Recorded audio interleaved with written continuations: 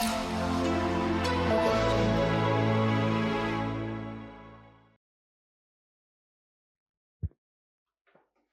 afternoon. Any doubts you have from the fiscal policy end? Yesterday I discussed two major topics. One was your fiscal discipline, FRBM, and the second was finance commission. Are both the topics clear? Understanding what exactly is happening? I will give you a brief revision of your external sector.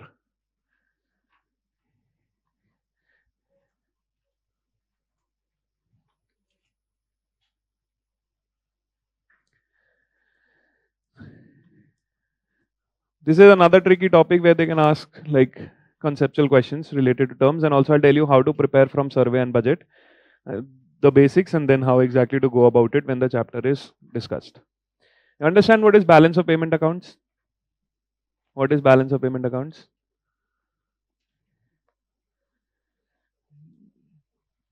Not just export and import, balance of payment account is all of the transactions of whether it is any interaction with the rest of the world is what is recorded under balance of payment account. And this balance of payment account is the format of maintaining this balance is what is given by the IMF. So these three institutions were created. One was the International Monetary Fund, the second was World Bank, the IBRD, and the third was an International Trade Organization, but that ITO did not last. So post 1945, that is Second World War, there were some international institutions that were created in order to have a stable global order, especially in realm of economic transactions. Each of these bodies had different functions. The IMF had one function of maintaining the currency stability across, because there was a problem of trade. Every currency was trying to devalue itself in order to improve its trade. This body was there to stabilize all of these exchange rates. There was another body for development related funds, that was your International Bank for Reconstruction and Development, the IBRD, which later became the World Bank after four more bodies were attached to it. The third body was to have a stable trade across all of the countries so that there is no protectionism. And if there is protectionism, it is rules based protectionism. That body was to be the International Trade Organization. That body did not materialize because trade is actually a problematic thing. Some countries came together and formed a legal agreement called GATT, the General Agreement on Trade and Tariffs, which eventually led to formation of WTO in 95. WTO was a multilateral body which is trying to have trade negotiations amongst all of the member countries. 20 odd years, WTO was trying to function, try to solve all of the issues, but there were a lot of inconsistencies there also, majorly related to its decision making. It became dysfunctional. This is why, again, we have regional trade blocks which are becoming prominent. That is your trade agreements that is happening. I'll give you a brief over trade agreements also so that you know what type of questions can be asked from this and how to cover whatever trade agreements we have signed. Now, this IMF is giving you how to maintain this balance of payment account. Balance of payment account, according to the IMF manual, has three accounts. One is your current account, they have the capital account and a financial account. We follow the NCERT classification, and also the government uses a combination of financial and capital, and together they mention this as the capital account. The economic survey also does not talk about the financial account. It mentions capital and financial accounts together. The NCERT also does the same classification. This is why we use this classification of current and capital. Current and capital is also mentioned in the NCERT basis of your questions which are going to come in the exam. Again, just like I told you, what is revenue expenditure, what is capital expenditure, these questions used to be a regular feature in 2015 to 2020. Similar feature used to be these questions. What is current account? What is capital account? What is its classification? Now the questions which are going to come on this topic, they have slightly evolved. I'll tell you how they have evolved. So the first thing here is current and capital account. What's the difference between the two? It's a similar distinction which we discussed of revenue and current. Capital account is something which is going to impact the asset liability structure of your country. Any transaction which we are having with the outside world, and those transactions are having a long-term impact on my country. That either I am going to give away asset or take asset, I'm going to have liability or I'm going to give away liability. Both ways the direction it is counted. Long-term impact on your country is capital. Short-term impact is current. That means day-to-day transactions, business transactions which do not have any impact on asset liability. the most prominent part of current account is the trade which happens between countries. Trade does not have a long-term impact. It's just the buying and selling of goods. Buying and selling of goods does not have an impact on your asset liability. When you take loans from outside, you give loans outside. When you have investments, that is where you have having a long-term impact. Now, what all is included under current account? See, another, I'll tell you why this topic is important. Last year, the exam, so 2021, 22, 23, they had a focus on financial market plus external sector. The last 2 years, they had a focus on fiscal policy and financial markets. So again, it can turn to this topic.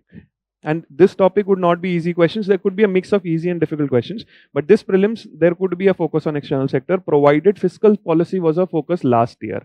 Doesn't mean that will not be covered, but the probability of that being covered is less. Probability of this being covered is more.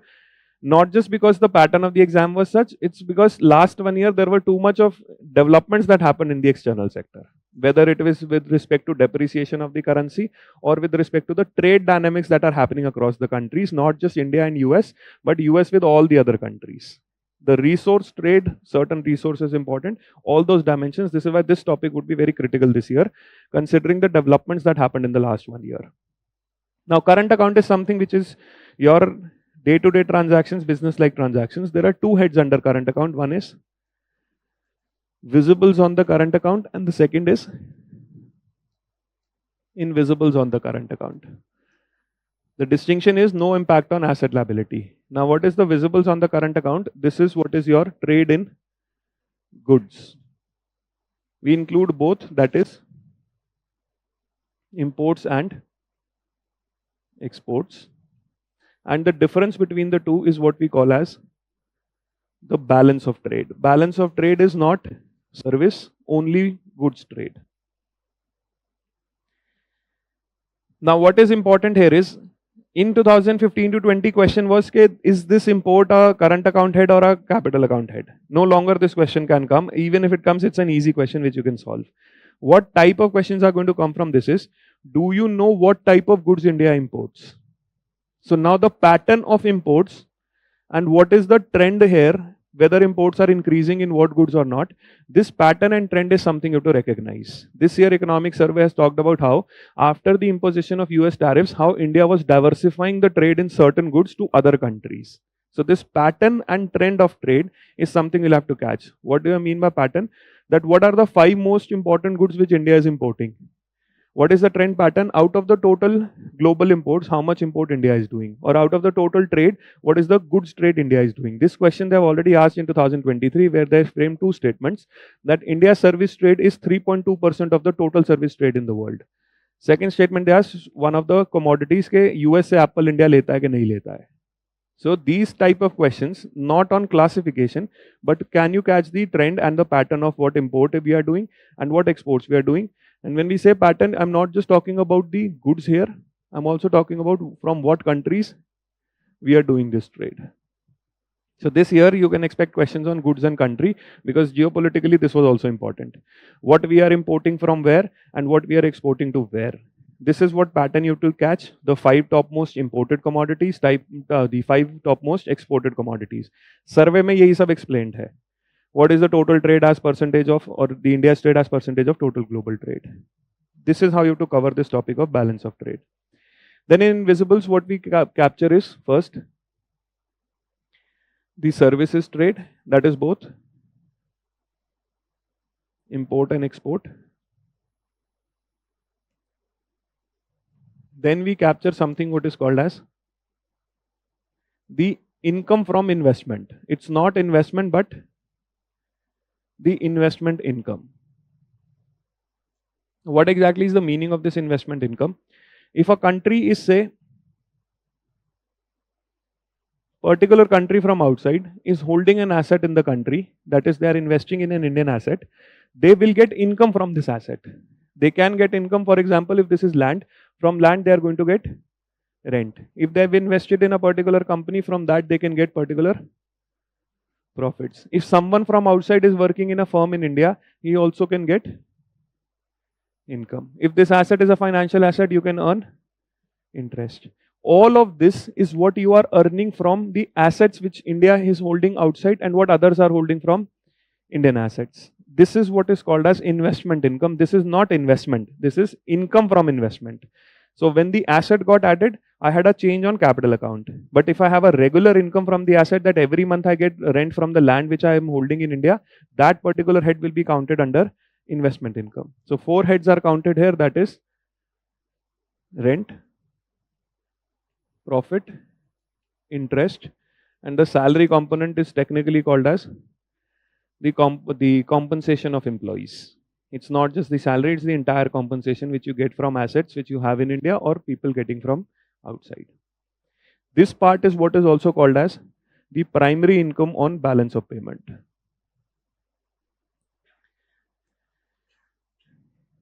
Primary income heads. So iska bhi same thing which you need to know the trend patterns. Is the investment income increasing, decreasing? This is what you have to know, cover from the survey and budget both. सर्वे में बहुत detail में explain होता है. I hope this head is clear. Then the third part is the transfer income. Now when we were talking about investment income was coming from the assets. That means this is certain flow that is happening based on factors of production से related income आ रही है. This transfer income means this is coming without any particular transfer, that is second hand, that is यहाँ पे asset है तो asset से income है. Here the transaction is happening without taking anything in return.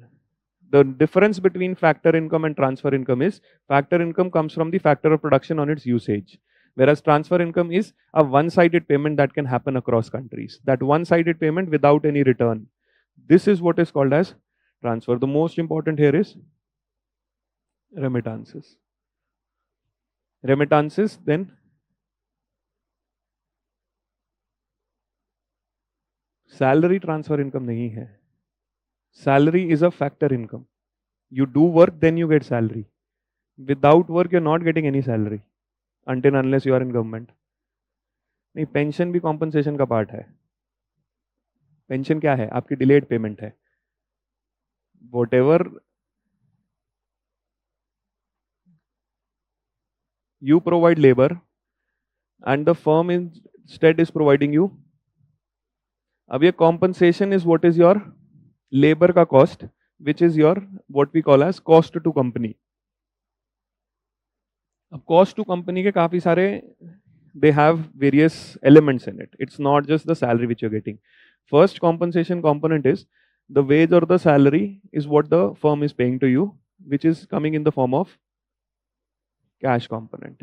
Apart from wage or salary, they can also provide you other benefits which could be in-kind transfers. For example, they are providing you free meals. They are providing you certain vouchers for buying, say, a mobile phone.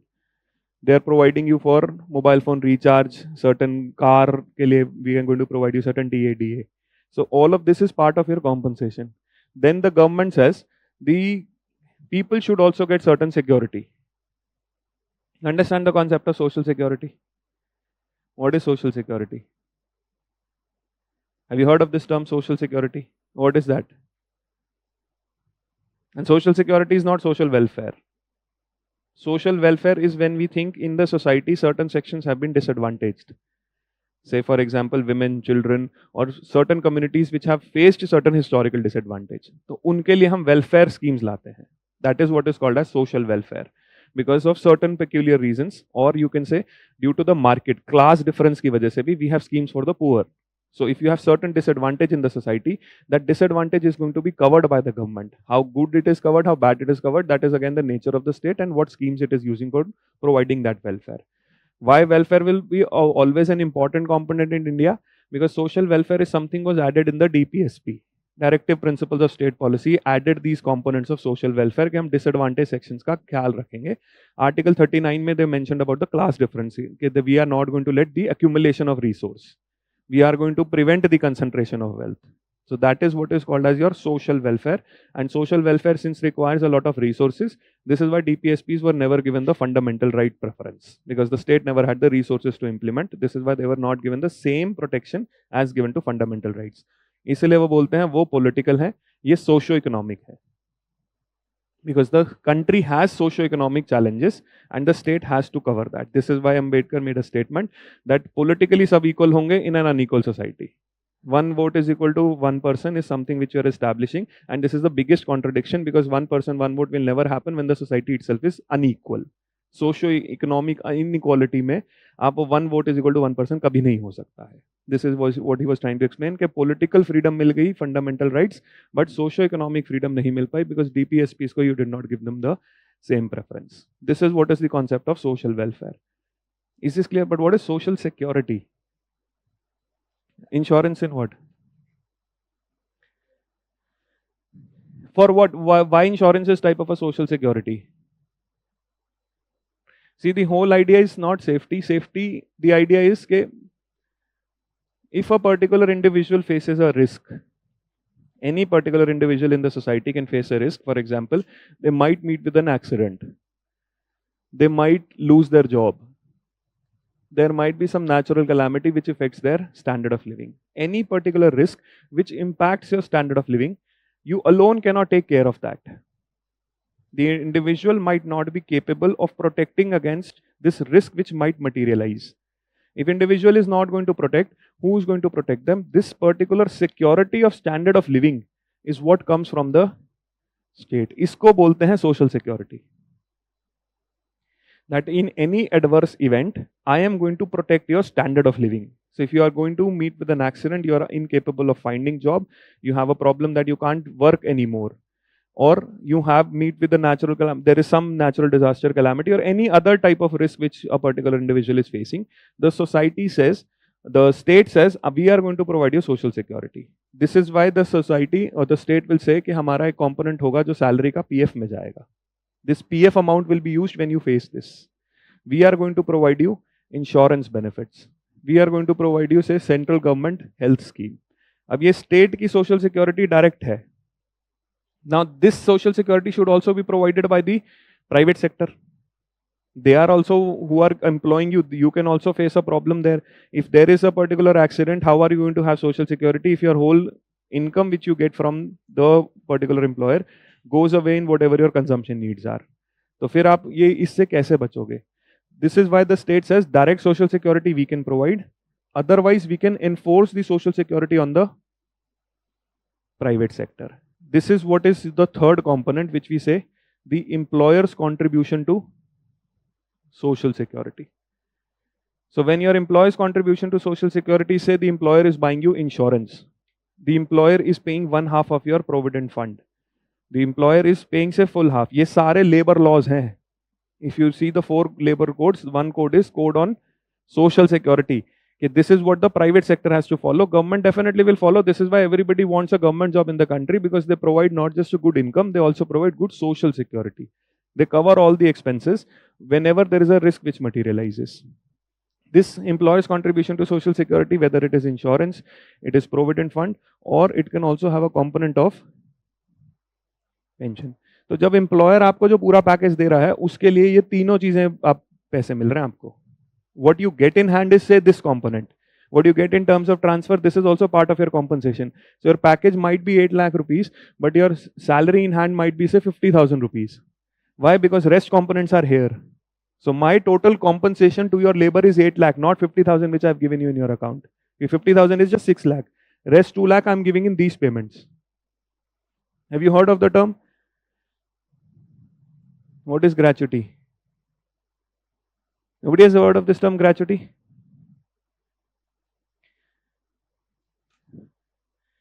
After services, why? See, the idea of gratuity was that if you are working for a particular firm, if you are working with a particular person for n number of years, he is expressing the gratitude that you have worked for me for number of years. Now that gratitude is something which is your discretionary amount. कि आपने 10 साल मेरे घर पे काम किया है, तो अब 10 साल में I'm giving you the salary, but I also want to express the gratitude that you have worked so long for with me. So I'm going to give you something, say gold, silver, कुछ छोटा सा एक amount दे देते हैं, token amount to express your gratitude. So the government said this gratuity also becomes important in terms of social security. So if a particular employee has worked for more than 5 years with a firm, he is entitled to certain amount of its salary multiplied by X amount, which is called as gratuity amount. तो वो ग्रेचुटीज, this is gratitude express करने के लिए हमने social security उसका law बना दिया कि ग्रेचुटी आपको देनी पड़ेगी अगर आपने 5 साल से या any an number of years if you have worked or more you are going to get that. So now gratuity is also then part of your compensation if it is more then 5 years. All of this is part of your compensation. So you can't mention pension is something which is one-sided. Pension आपको तभी मिली है कि आज आपको हम 1 लाख की बजाय 80 दे दें और 20 आपको रिटायरमेंट पे दें. तो from today's work I am giving you pension. Otherwise, why will I give you pension? Some pension which the state is giving, which does not include here, that is one-sided. That is a social welfare payment. We think that old age people will not be able to survive, so we after work, so we are giving them old age pensions. So that old age pension is a welfare payment. That is not something which is your part. So if to certain sections, there is a scheme of the government called the National Social Assistance Program. That National Social, Indira Gandhi Old Age Pension, Indira Gandhi Disability Pension, Indira Gandhi Widow Pension, वो जो 3-4 pension हैं वो welfare scheme है, वो irrespective of work मिलती है. जो काम की पेंशन है वो आपकी सैलरी में ऑलरेडी इंक्लूडेड है. This is why I mention did not use the term here salary or wage, I said compensation, because that is all part of this. It's just that it will be paid after you retire. तो वो social security का component है. Welfare pension अलग है. Welfare pension is given irrespective of work, which you can say is transfer. But वो transfer हम यहाँ पे नहीं लिखेंगे क्योंकि वेलफेयर पेंशन हम दूसरे लोगों को, दूसरे देश के लोगों को नहीं देते. The Indian government does not pay to people outside, and Indian people also do not get it from outside. So this is why we don't count. Even if it is coming from outside, it will be form of remittance. इसलिए वो pension term नहीं आएगा. This is why it is important कि primary income हमेशा is based on certain factor. Transfer income is not based on factor. Pension will not be included here. Is this component clear? And it will also include grants. This is what is called as private transfers, and this is grants or aid is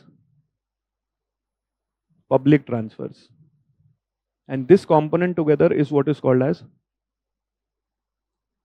secondary income. This is what is your current account.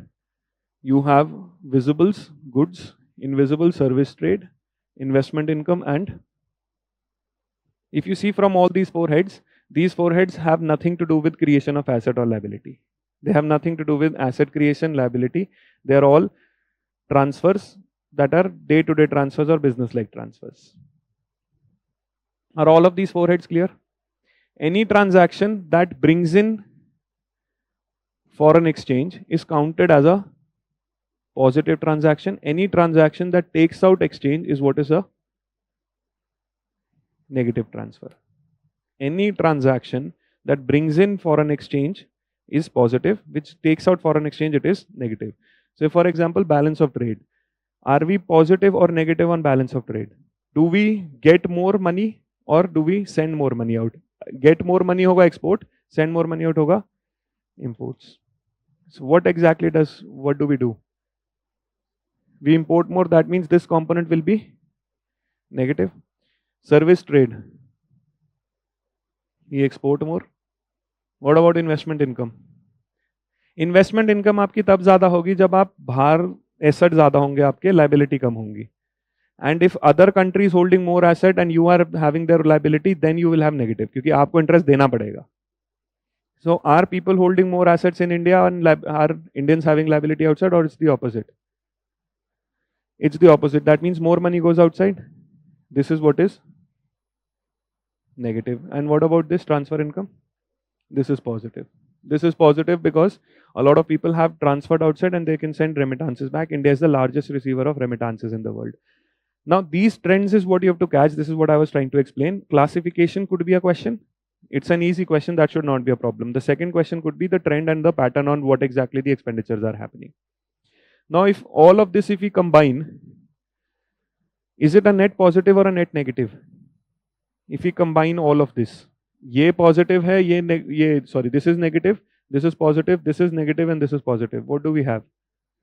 This is net negative, and this net negative is what is called as current account deficit. If it is a net positive, it is called as a current account surplus. UPSC asked this question in 2021 that India exports more as compared to the, or India exports more than its imports of goods. Now this statement was asked in 2021 और pandemic में ऐसा हो गया कि lockdown में उस एक month में इंपोर्ट कम हो गया, एक्सपोर्ट बढ़ गया. तो वो क्वेश्चन, वो एक मंथ की वजह से वो स्टेटमेंट गलत हो गई. And UPSC had given a correct answer. They had later taken out the question from calculation. Redact कर लिया था वो question because the data changed just 1 month before the exam during the pandemic, where India is importing more and export. So next year onwards, they started asking broader questions. But doesn't mean the trend and pattern of all of this cannot be asked. This is a potential question. This is what you have to capture from the survey. That what is the broader trend? What are the items? What are the countries? And is it increasing or decreasing? Are imports increasing, decreasing? Is the investment income increasing or decreasing? A related term to investment income is balance of payment. Means every particular transaction with the rest of the world. There is another account which you will find reference in the economic survey. That is your investment position. The international investment position, whether it is net negative or a net positive. What is international investment position? Whatever assets and liability which we have from outside, and whatever asset and liability which these countries are having in India. This particular position is what is called as international investment position. If Indians are holding assets outside and have less liability as compared to the assets which outsides are holding and they're not having liability in India, that is what will be counted as a positive or a negative position on international investment position.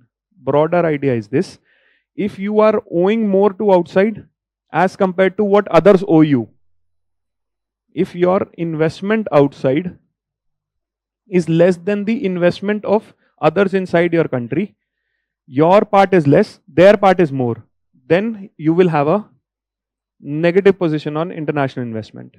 If your investment is more as compared to what others are investing in your country, that will be positive. So if Indian investment is more than rest of the investment in India,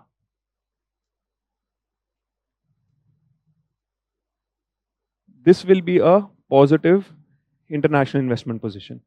If it is rest of the world investment in India more than Indian investment in rest of the world, this will be a negative international investment position. Now, what would it, is India positive or negative? It's negative. Other people are having more, हमारी liability ज़्यादा है, asset कम है. So India की position is this. If India position is this, this is why we are negative on primary income. Because if others are holding more assets here, definitely you will give more income to them. You will pay interest income to them. If others are, you are holding less, तो वो net position यहाँ पे negative बन जाएगी. वो negative इसलिए आ रही है because your net position on IIP is negative. You should know what is international investment position.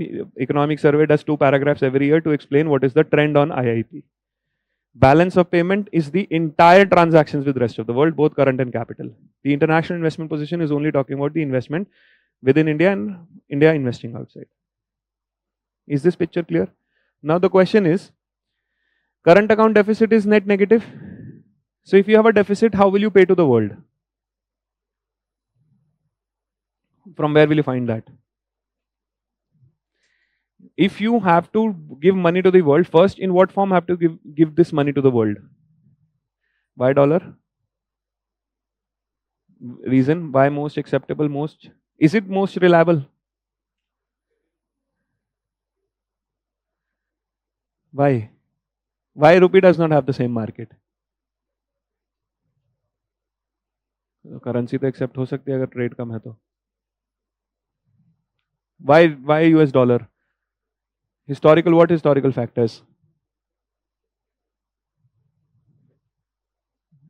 मतलब खुद सोचो क्या बोल रहे हो. What exactly is the reason why dollar?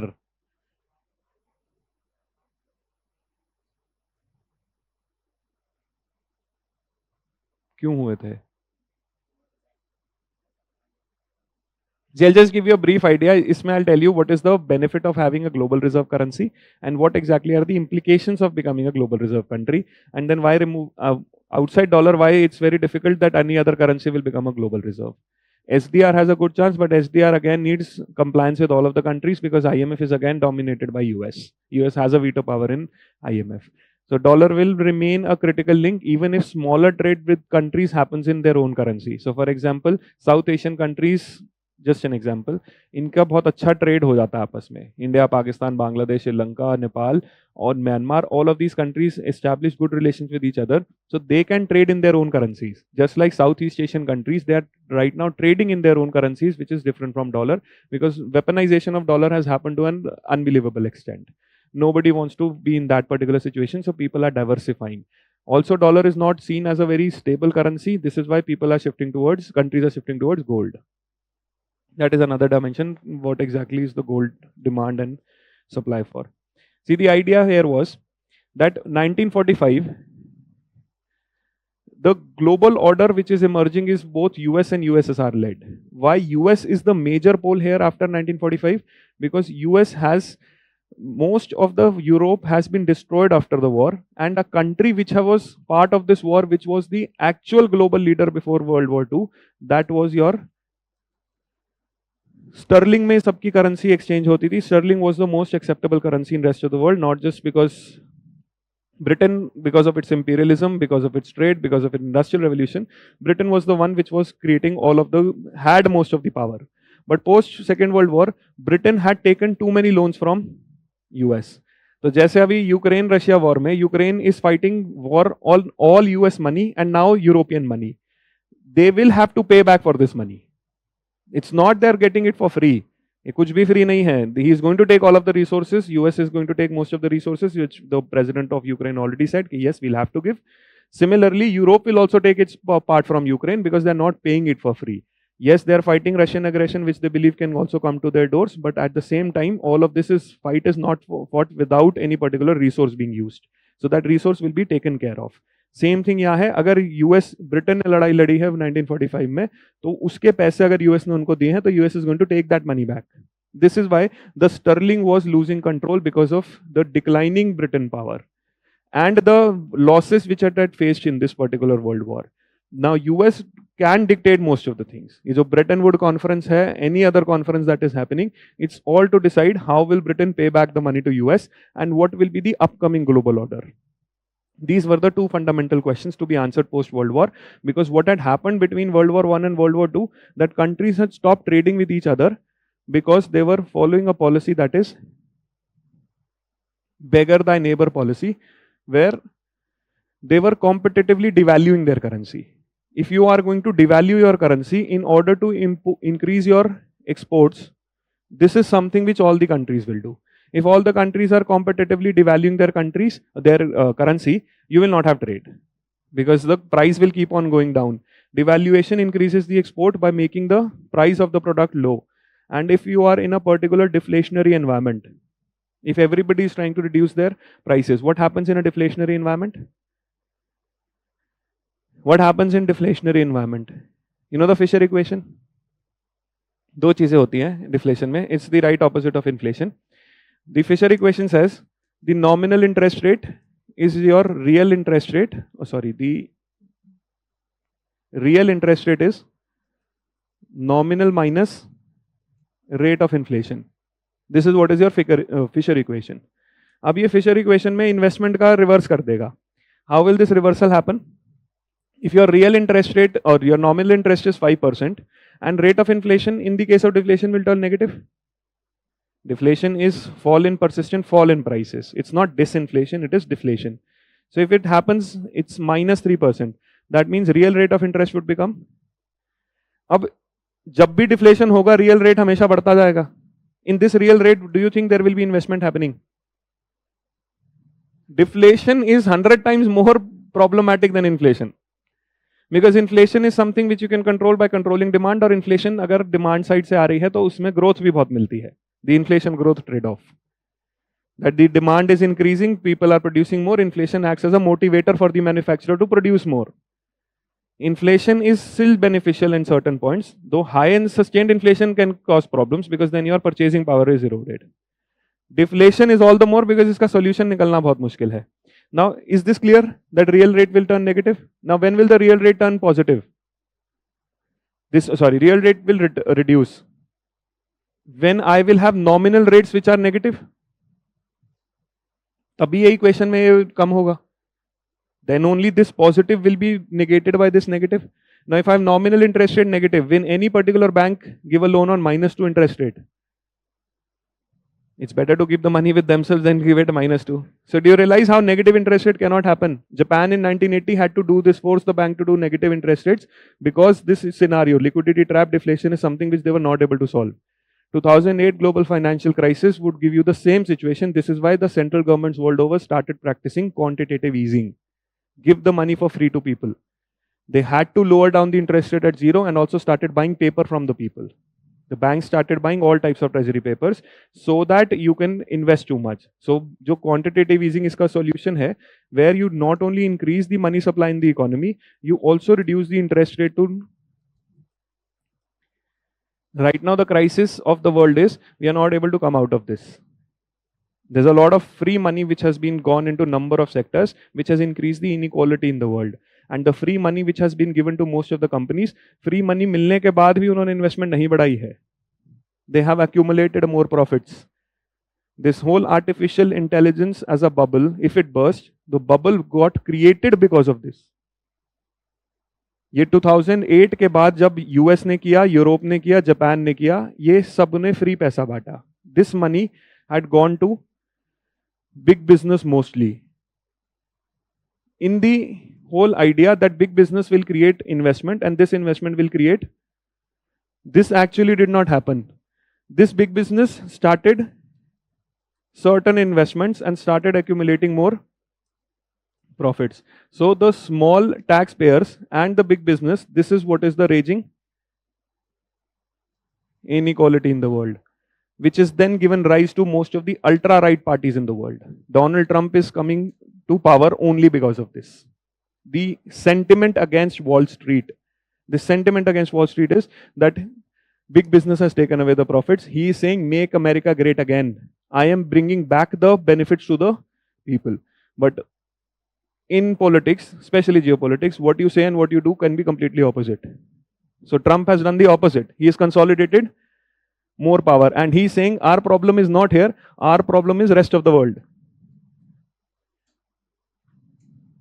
Because his whole power comes from big business. He cannot target them. This is why he's saying, I'm going to drill more, I'm going to have more oil, I'm going to have more coal, because he wants here. So it's not reaching the people. This is inequality. ये 2008 का economic situation की वजह से ही the present geopolitical scenario is here. And we don't have any particular sector which can bring back the benefits to them. तो अब सब ही protectionism बोल रहे हैं. अब इनको protect करने के लिए US में, for example, small is say agriculture. So he is saying other countries buy agriculture from me. Because rest I cannot solve. So how is he creating pressure? Trade sanctions. I'm going to increase the tariff. तो वो अब tariff में फिर उन्होंने deal sign करनी पड़ेगी. Deal sign करने में तो स्मॉल बिजनेस और एग्रीकल्चर को बाहर बेचना पड़ेगा. Is this making sense? How deflation can happen and how beggar thy neighbor policy and all related to this. So talking about deflation, investment will not happen and then you will have to do these steps. उसके बाद भी नहीं हुआ तो ये present problem है. Now coming back to this, one is deflation में you'll have high real interest rate. What is the other problem of deflation? What is the other problem of deflation? If prices of the products are falling for people, do you think people start buying more? If the price today is 10, it fell to 8 rupees the next day, when is the purchase going to happen? And you know deflation hai to agle din. So at what point will you buy? Never. Flea market में बहुत बार लोग वापस भी आते हैं. Even when we are getting for 100 rupees, they believe कि 80 में भी मिल जाता. अब they don't know whether they will be cheated at 80 or at 100. So I don't want to feel cheated. This is why there is no purchase. This is why then the person will say, चलो 50 में ले जाओ. When there is a deflationary environment, consumption will not happen. If consumption is not happening, investment is not happening. Do you think it's a bad scenario for the economy? तो अगर सब लोग ये करने लग गए, beggar thy neighbor में, do you have trade amongst the countries? Now this problem has to be solved. That if the countries have to trade with each other, I have to stop the countries from doing this. How will I stop the country from doing this? I have to stop them from devaluing the currency. So I am saying every currency should be backed by, this is going to create trust. Why gold can create trust? Why it is not a depreciating asset? Why gold creates trust? अभी भी currencies gold को dollar को हटा के gold ले रहे हैं.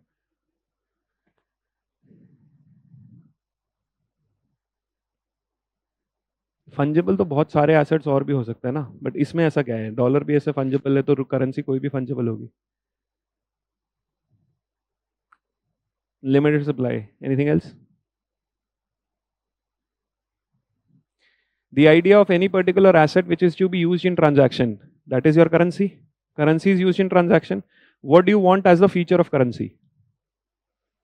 तीन चीजें चाहिए for currency. One, it should be a medium of exchange. That means both the parties of the transaction should have trust in this medium. Second, it should be unit of account. Unit of account is you can measure value in it. And finally, you have to have a store of value. That if I am going to exchange today, there is trust. But if I want to exchange in future, there should be trust in future also. I have produced a bunch of goods and services. I want to sell this, and in exchange, I should get a particular unit which is not having a value in the present, but also having a value in future. That means I need stability of its value. How can a particular asset have stability in value? अब मतलब जो आपके पास 100 रुपये का note है उसकी value stable होनी चाहिए अक्रॉस टाइम. वो आज भी, इफ टुडे योर 100 रुपये note is buying you 5 goods, it should buy you the exact 5 goods on a future date. If on a future date it is buying you only 3 goods, that means this value has gone down. So how will this asset have a stable value over a period of time? How does this particular currency gets its value? This particular currency gets its value based on supply of this currency in relation to supply of goods and services. Any currency gets its value from its supply in relation to supply of goods and services. This can be explained by the equation, that is,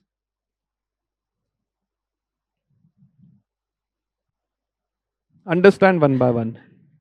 If the money quantity increases without increase in my output, the value of money is going to go down, prices will go up. I am saying if the money supply increases and my output remains constant, then this is my price level. What will happen to price level if this component is increasing? Price level increasing means what? What happens to value of currency? Value of currency will? That means the price of my currency is coming from supply of money in relation to supply of output. Money supply in relation to output decides what is my stability of currency. If this factor increases, this does not increase. That is, supply of money is going up, but output does not change. Price level will increase. That means value of currency is going to go down. From 100, I was buying 5, now I'm buying 3. That means these goods have become expensive. Price level has increased. 100 is not buying me the same value. Now, what is the peculiar feature of gold? That gold has two major features. First, gold has a limited supply. That means you cannot increase the supply abruptly. What I was saying here, you cannot increase the supply of gold abruptly. And if you cannot increase the supply of gold abruptly, that means if this moves at a small pace, can this also move at a small pace? अगर ये धीरे output बढ़ रहा है और gold भी mine को use होके भी is the speed is same, will the value of gold be stable? If these M and Y move at the same rate, will the price level be stable? So do you see how limited supply of gold can create stability in value of gold? Because you can't abruptly increase or decrease gold. Similarly, you can't abruptly increase output or decrease output. Just like your goods and services are increasing, gold is moving at the same pace. If the pace of both the things remain the same, price level remains stable, gold will be stable. Currency is something which is controlled by the central bank. They can increase and decrease multiple times. This is why this 100 rupee note can lose value. But gold is something which you can't increase abruptly. Secondly, this might happen that gold might have a use in industry. So from the supply side, do you see how exactly it's stable? From the demand side, if gold has a particular use in industry and suddenly there is an increase in demand of gold, what will happen to its price? Price will, if it is a sudden fall in demand of gold because of its use, what will happen to its price? Supply side पे तो stable है, demand side पे उसका price vary कर रहा है. This can happen. This can only happen if gold has a use in, gold has no industrial use. At the same, if I talk about silver, silver can also have stability on supply. But can silver give me stability on demand? Silver has industrial uses. The value of gold in the society comes from its stable price. Because nobody, no single entity has control that it can change the price abruptly and there is no demand. So gold ki value over a period of time, this will remain. And if it is stable present and if it is also stable future, this is what is giving me the perfect.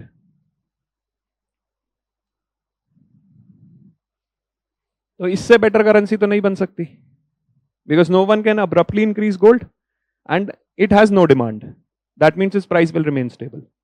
The only reason gold price is increasing or decreasing because everybody wants to hold this stable currency and they are using it for, everybody is using gold as a,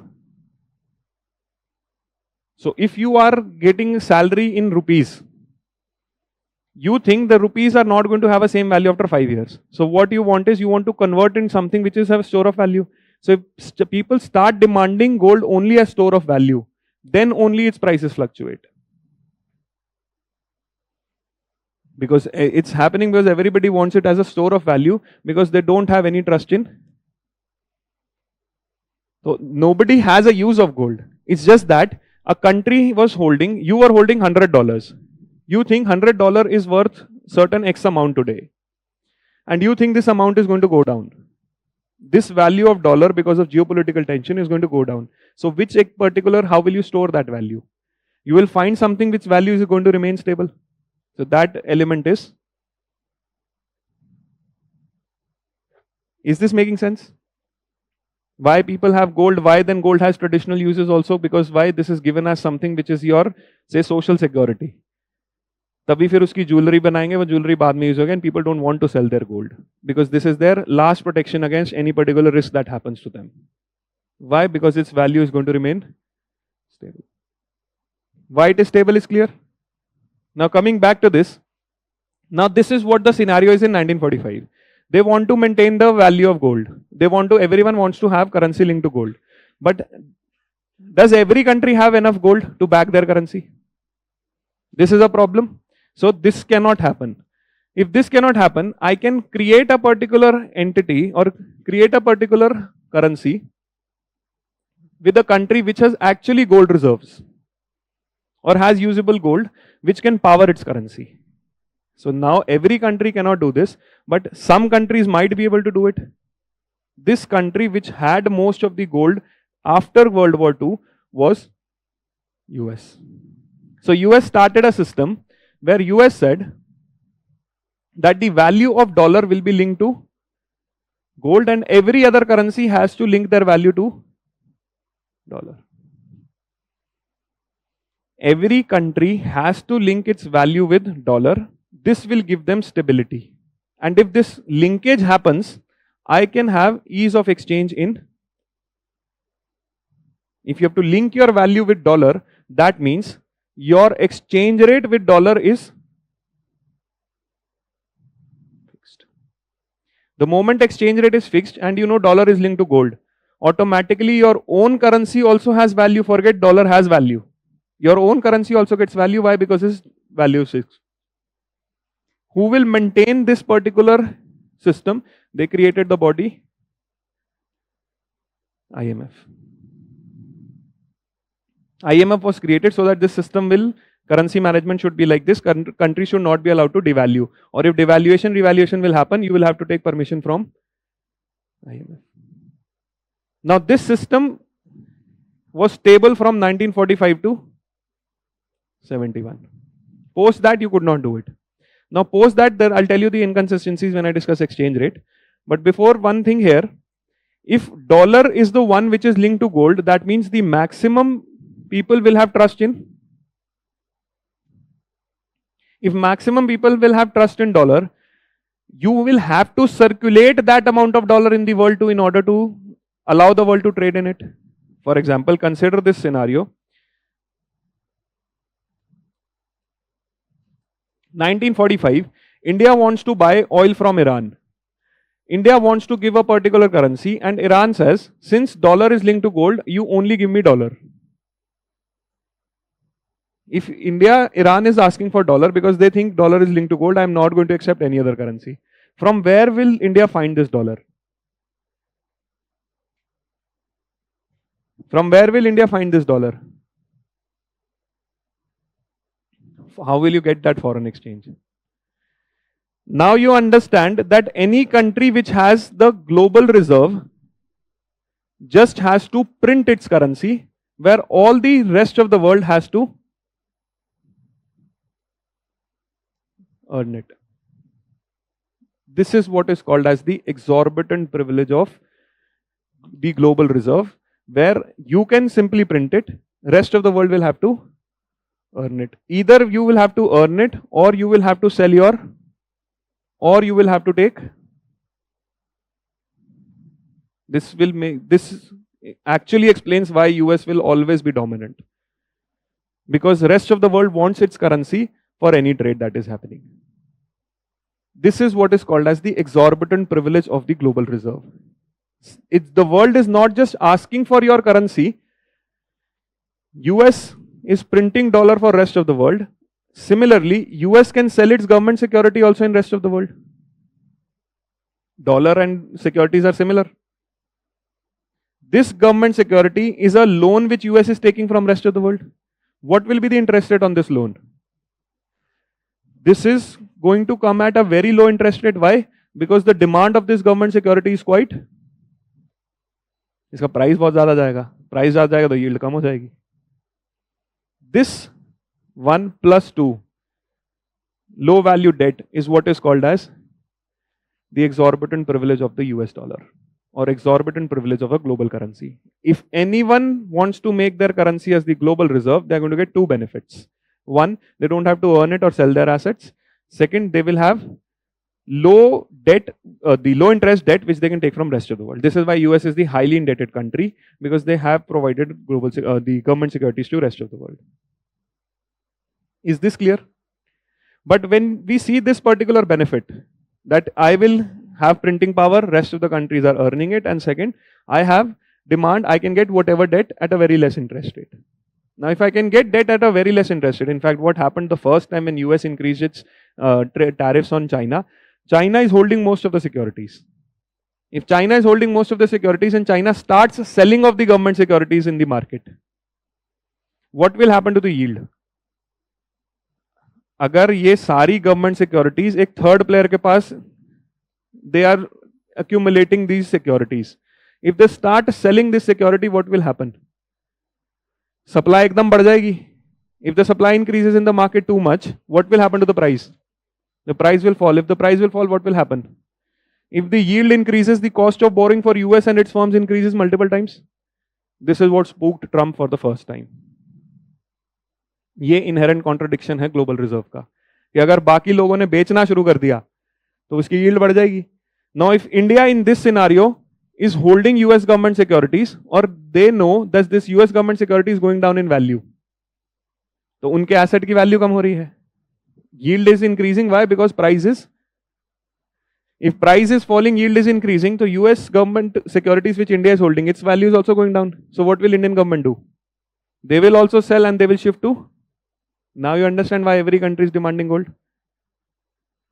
Because the yield on the US government security starts increasing, people are losing trust in it. They start selling, yield goes up, price is going down, I start shifting to. This is an inherent contradiction in this particular system, that people will have more control over your economy. If one country has it, say China has a lot of it, this is why they can create this. So major problem US की China के साथ ही है, because China selling goods so much that they accumulated all of this. Is this making sense? Now, if this is the benefit, why are other countries not able to do that? They should make their currency as the global reserve. Right now, US dollar is not linked to gold. Then why is China not able to replace dollar as the global reserve? Relate to this only.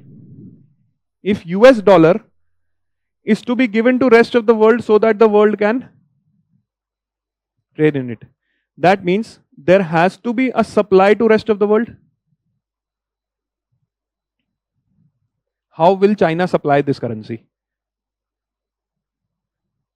In order to supply your currency to rest of the world, will you have to sell goods and services to rest of the world, or you will have to buy goods and services from rest of the world? अगर आपने cell किया तो आपको पैसे मिलेंगे, तो dollar आप world तक कैसे पहुंचाओगे? India has to give dollar to Iran. That means India needs dollar, for which India will have to earn dollar from. It will earn US dollar only when US buys from India or when US sells to India. It buys. That means any country that has to provide currency to rest of the world will have to be a net. If it has to be a net importer, what is the impact on its own domestic economy? The production in its own economy is going to go. This is what is called as the Triffin dilemma. Any country which wants to become the global reserve, they will always have to become a net importer. They'll have to buy more. This is why India also has a trade imbalance with US, but India sells more, does not buy more. The other way of doing it, is this clear? Current account हमेशा deficit में रहेगा US का, because they will have to provide this dollar to rest of the world. If other ways of doing it is, I can supply it by providing. Or I can supply it by providing. Now this particular route also I can take. But this loans, aid and investment is what China is trying to do under. अब net importer तो China बन नहीं सकता. It's selling to most of the world. But what can China do to supply? They can provide this. But what's the problem with this? What's the problem with this? This approach only, not this. US followed a combination of two. Marshall Plan, giving a lot of money to third world countries in order to do that. US aid बनाया, US aid यही सब करता था. ये dollar पहुंचाओ दूसरी countries में. Marshall Plan, Dodge Plan, India, aid to India in the first 3 5-year plans. Everything was to supply more dollar to rest of the world. And they successfully achieved it in 20 years. What's the problem with this? Investment means the country is selling off the asset to you. And loans and aid is something which is seen as a aid तो liability नहीं है, but aid political liability बन जाती है. This is why they are saying China support to rest of the world is nothing but a what they did to Sri Lanka. Hambantota port ले लिया, पर काम ये था कि हमें currencies पहुंचानी थी. This is why the world sees China with a probably not the same globalization which US did for more than 50 years. Because it was not just giving this, it was also buying from rest of the world. China is not buying, China is actually providing through this. Which then the narrative is that they are trying to buy you by creating a liability in you or buying your assets, which they will eventually control. This is why seen as a two things which you have to know from this whole discussion. If any currency wants to become the global reserve, that currency will have to have the benefit of getting low price debt and control of the currency because they can print that. The second benefit or the problem with this approach is that if you have to become the global reserve, you will have to provide the, for which you will have to become a, this is what is current account deficit बनाना पड़ेगा बहुत बड़ा. US ने यही globalization किया है. If you see from US perspective, US was buying goods and services from where mostly? US was buying mostly from Germany. Automobile manufacturer इतना बड़ा कैसे बन गया? All of the US particular brands, General Motors, Ford, everyone started establishing their units in Germany, and today Germany is the one which is the leading automobile manufacturer. Similarly, Italians, French, ये सब ये पूरा बनाते रहे in different products. Why? Because the companies from US were coming here and starting their production, and they started going up the value chain, and consider the development they've got. The low end value chain shifted where?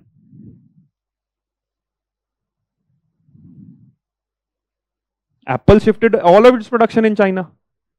Apple, every company followed. Foxconn and also started developing parts for Chinese products. Along with this,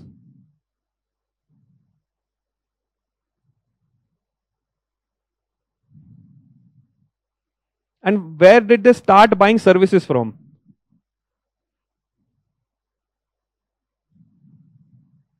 अब US की लड़ाई किससे है? Why? Because out of them, this is already an ally, NATO ally. This is what can create problems. Because 50 years they were buying all of the goods from them. What they expected was कि ये factory of the world है, यहाँ पर लोग हमेशा गरीब रहेंगे, हम इनसे शर्ट सिलवाते रहेंगे. We're going to ask them to stitch our shirts, nothing else. And we are going to ask them to solve our basic problems, that is the BPOs. What China actually did was, both of them were low value. What China actually did was, China was low value, but China started investment, and this investment was also a lot of, this is stealing a lot of technology in the beginning. Now when they started stealing and they started copying US technologies, they also started having domestic capacity in this, and now China started doing high value products. We expected you to remain poor so that you can stitch shirts for us and also build the toys which the US economy will use. But China did this. Now it has become a threat. So US is saying, forget this now. If you are buying, we are buying from you, you will also buy from us. This net importer is what is the Triffin dilemma. I had to do this before. Now it is unsustainable for me. If you don't buy from me, I am going to give you reciprocal. Now, why China is much better placed in this whole global whatever war is happening? Because if China, they said 45, China said 50. He said 80, China said 100. Why? Because China has manufacturing strength. India could not do the same. Why? Because India could not transition to high value. What Indians did was, they could have developed high value services in the country, but they preferred a destination. They went to US and then developed their services itself. They did not develop a domestic capacity for it. And secondly, what India did not do is that India does not have anything which the US want in terms of, इसलिए Donald Trump ने बोला कि ये economy तो dead है, हमें इनसे कुछ नहीं चाहिए. But he could not say the same here. So when Canada said we are going to sign a trade deal with China, Trump said you sign, I am going to give you sanctions. Now you understand why? Because इन्होंने super power बना ली है. ये countries इतनी छोटी हैं कि ये कभी भी नहीं खड़ी हो सकती थी उतनी बड़ी. Countries were small. If the countries would have been the size of these two, Europe would have a major problem as compared to what China is today. But this could never become that problem because the countries here were small. And most of the parties there are under the influence of US. The NATO allies and politics is also what could govern most of the countries here. You could not touch the politics here directly. What you could do it from economics. This is why it is saying the present geopolitical scenario is not intense globalization, it is strategic globalization. This is the concept of economic statecraft. US did that globalization because US wanted the dominance of. Now it cannot sustain anymore.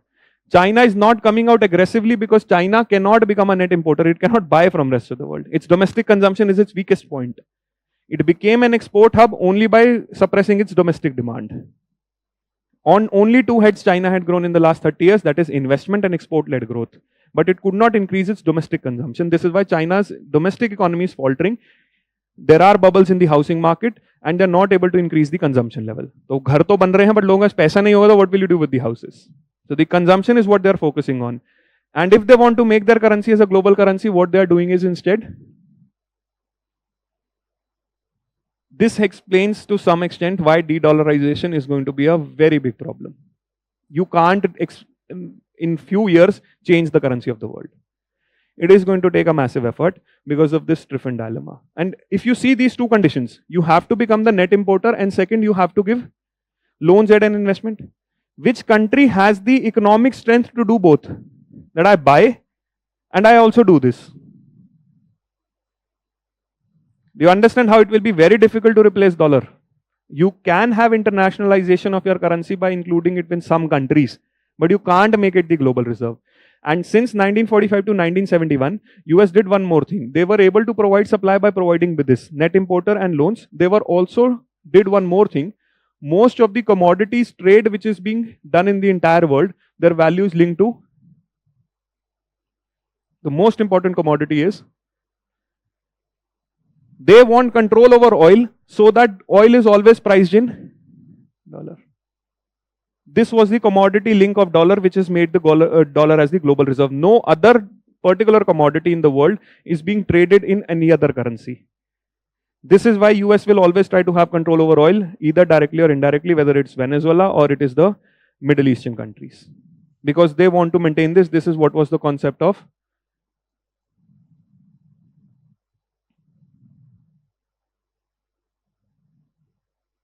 इनके loans aid और investment भी इन countries ने इनको वापस कर दिए. South all of this US to से Middle Eastern countries they are selling a lot of oil. In turns they are accumulating dollar. What do they do with this dollar? They take this dollar here and take the वापस US economy में डाल रहे हैं investments. Or they can use this dollar to invest in other countries also. So both ways US is getting a benefit because this government security has very. तो अगर China large scale पे cell करने लगा तो सिर्फ अकेला US का नुकसान नहीं है, इनका भी नुकसान है. Because they are holding most of the reserves in the dollar gold securities or this. Is this currency debate clear? Why dollar? क्यों? कि यील्ड उन्हीं की तो कम होगी. लिखा हुआ है बट प्राइस तो चेंज हो सकता है. Yield of a bond comes from what?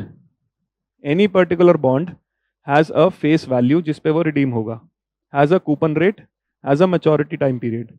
But ये जब मार्केट में सेल या बाय होगा, the price at which this happens is what is called as bond price. I can't change this but I can change this. If I change this, how? Supply increases in the market, what happens to price? और price reduce होते ही आपकी yield. तो मेरे लिए problem ये है कि मैंने 10 सिक्योरिटीज यही सेम डॉलर की होल्ड की हुई हैं और उनका प्राइस एकदम घट गया. तो मैंने जो 100 की चीज ली थी $100 की, उसकी आज मार्केट वैल्यू है 80. Is it a problem for me और not? And if US is going to issue more debt in the market, they know that the yield was 2% earlier.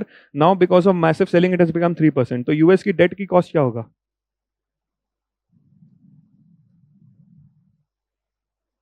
He's trying to weaponize dollar at a time, and he's also trying to protect the dollar from not moving away from global reserve. ये दोनों काम साथ में करने बहुत मुश्किल है. This is what is the problem right now.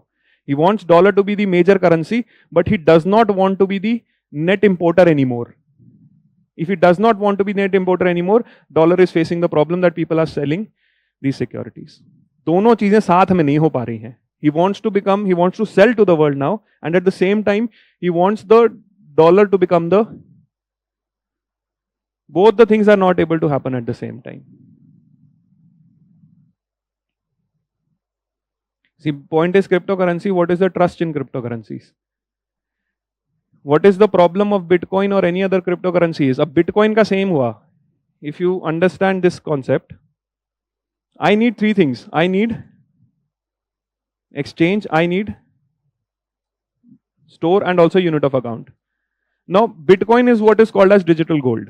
Why? Because it tried to replicate gold. So they limited the amount of total supply. Limited quantity, that means maximum, it's already decided. Plus, mining of Bitcoin is going to take significant efforts, and the more quantity you want, the more complex it becomes. That means this limited quantity plus mining activity is so intense that it is always going to be supply एकदम कोई नहीं बढ़ा पाएगा. But problem is, if this particular scarcity, I have given them the same feature that is of gold का भी कोई use नहीं है और गोल्ड की सप्लाई स्कार्स है, सेम बिटकॉइन का कोई यूज नहीं है और बिटकॉइन की सप्लाई स्कार्स है. But question is where exactly is the people speculate in gold. Why? Because they can carry gold in physical amounts. But people speculate too much in Bitcoin because they don't have that trust, so value can keep on fluctuating. So if the speculation activity happens more, do you think the value will be stable? If the value, all the more your value digital hai. So Bitcoin has all the features, but how will you trust Bitcoin? You can still trust gold.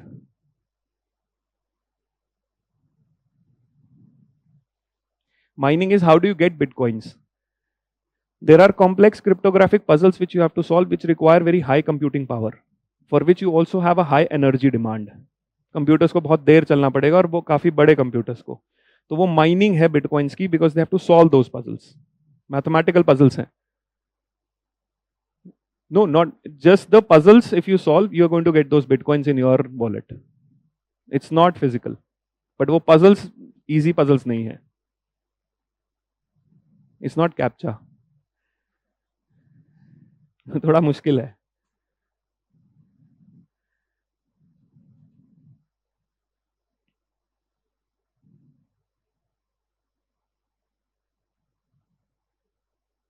It's already doing it. This is how it is trying to fight that trade war. This is the pressure which he is trying to create. This is why after 135 they said we are going to stop at some amount. How else do you think US was yielding under pressure? Did he yield under pressure with any other country? He created the pressure and he said that you're going to sign. If you see the state in India also, he's created a lot of pressure. India did not want to open up for the US market because our farmers will not be able to sustain with the competition coming from outside. This is why the trade deal, even if it has been signed, it has not been made public till now.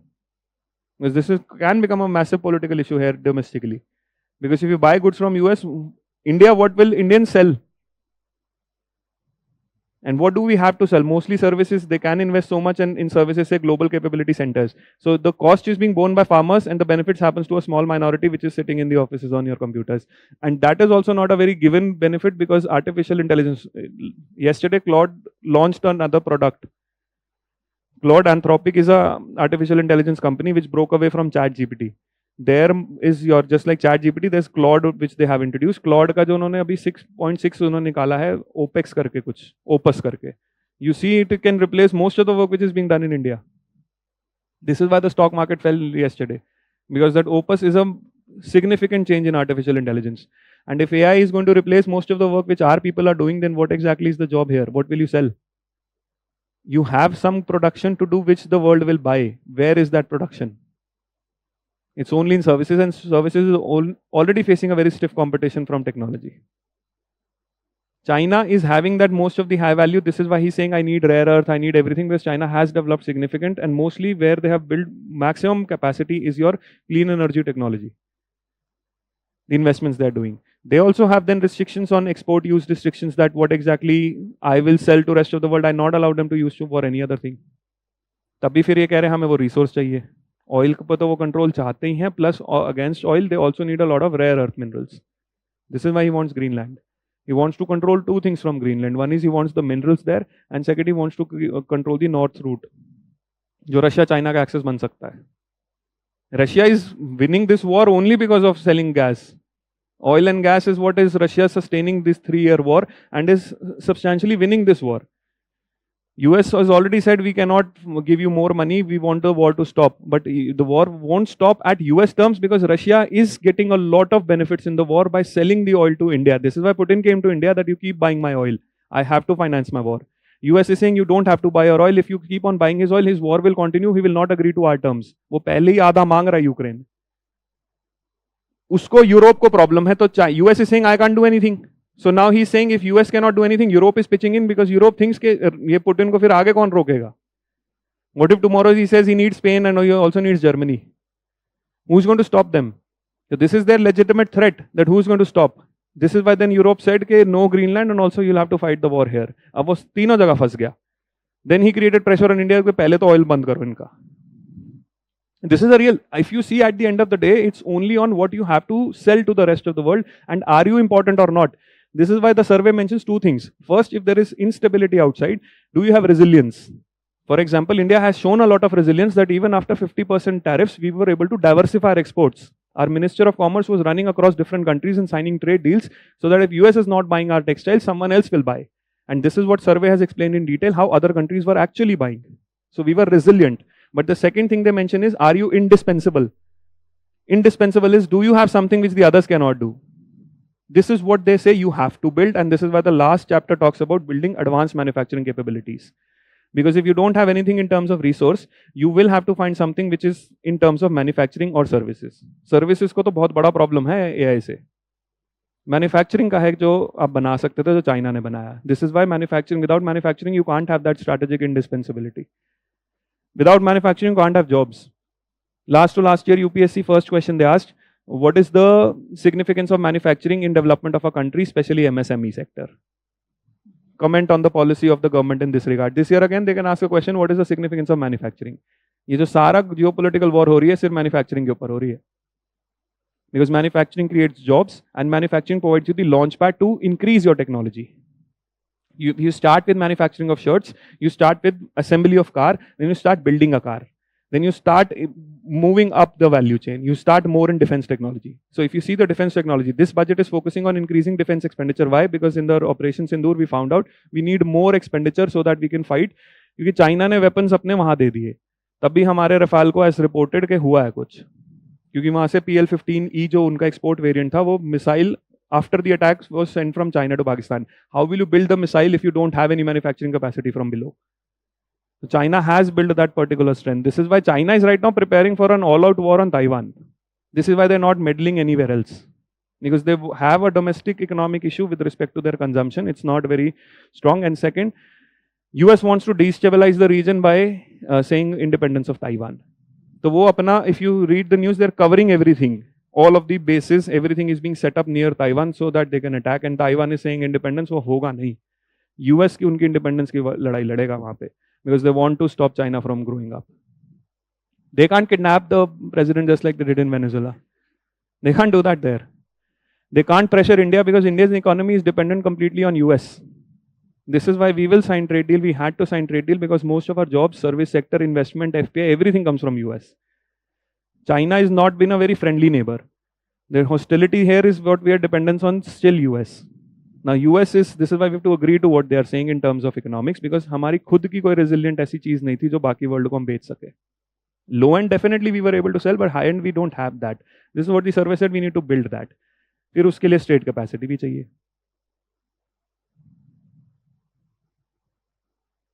Why will any other country invest in your high end manufacturing? I will have to have that indispensability with me. Why will I give it to you? If I know how to do that, if I know how to build WhatsApp and I can steal all of your information from WhatsApp, why will I allow you to build WhatsApp? This is what the Supreme Court said to WhatsApp, get out if you're not going to have, and WhatsApp का तो पूरा game खत्म हो गया ना अब. WhatsApp was selling on end-to-end encryption. They were giving this whole one-page ads in the newspapers in India. बात अच्छी होती है जब प्राइवेसी मिलती है. अब वो प्राइवेसी पे इन्होंने बता दिया कि तो चोरी करते हैं. अब वो चोरी करना उनकी मजबूरी है कि उनका एआई कैसे ट्रेन होगा. सेम चोरी ट्विटर करता है. ट्विटर खरीदा क्यों एलॉन मस्क ने? Because Twitter also wants to steal all information, all DMs and everything. It's nothing is encrypted. He's stealing everything because he wants to train his grok. Now the fight is only training and how you get most of your data, and everybody is stealing. So this stealing is, and this particular scenario, why do you think they'll teach you how to do it? You think any country will teach you how to do it? He'll only tell you how to make a sewing machine so that you can stitch shirts for him. He's not going to tell you how to make a missile. You will have to learn on your own. China is something which they never expected. China has done massive investments in all of this because they wanted that indispensability. उनका जो 100 years of humiliation को उसने इतना ज़्यादा investment को किया कि I will have to build this. There are numerous texts written on this. That how China could build this capacity. Apple started coming in China thinking कि China के cheap labor को हम exploit कर लेंगे और हम iPhone का सारा profit ले जाएंगे. Today Apple is stuck in China. They can't move away any of the supply chains. China is going to make Apple, और Apple के Apple से तो बड़ा Huawei सब बना ही लिया उन्होंने. They can end the company whenever they want. This is now, it's not Apple using China, it's China using Apple. Because they provided cheap labor And because of number of policies, they have captured all of its supply chain. They can manufacture whatever they want. ये manufacturing capacity की वजह से ही US को अब बड़ा threat है कि कैसे होगा. And One Belt One Road and this Belt Road initiative, they started giving loans aid to people so that their yuan starts spreading. If more of this yuan starts spreading, then dollar will face a threat.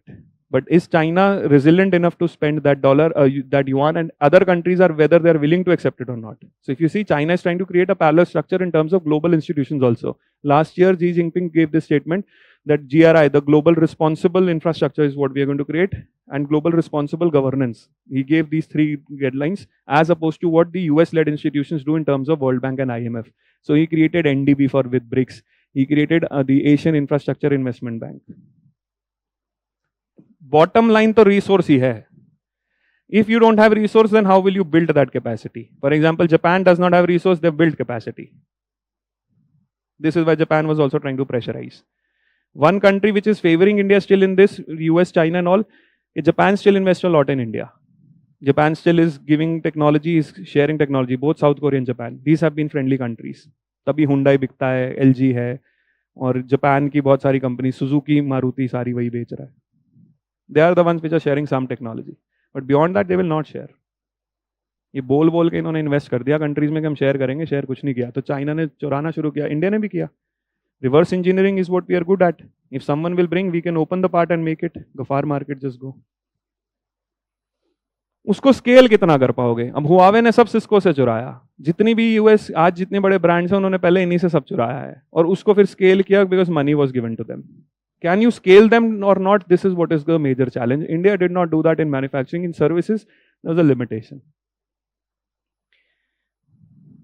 Is dollar clear? We coming back to current account. Game सारा यहीं पे है actually current account पे. ये आपका capital account बिकना शुरू तब होता है जब करंट अकाउंट आपका सरप्लस ना हो. Now if you have this current account deficit, that means you have to give dollar. Now you understand dollar. See, this can give you an idea of internationalization and also de-dollarization. ये दोनों debates इन्हीं चीजों से ही link होते हैं. And it's not easy to do. So the Triffin dilemma and the second thing was your spread of dollar through this, the benefit of having a global currency. These are the two major points which can be connected. Now, if you have a negative here, that means you need money to give to other world. How will you get that money? Either you have to sell your asset or you will have to take a liability. This is where you will have a change on your capital account. Now, what the capital account does? The capital account will record first, what is the level of investments? Other countries investing in India?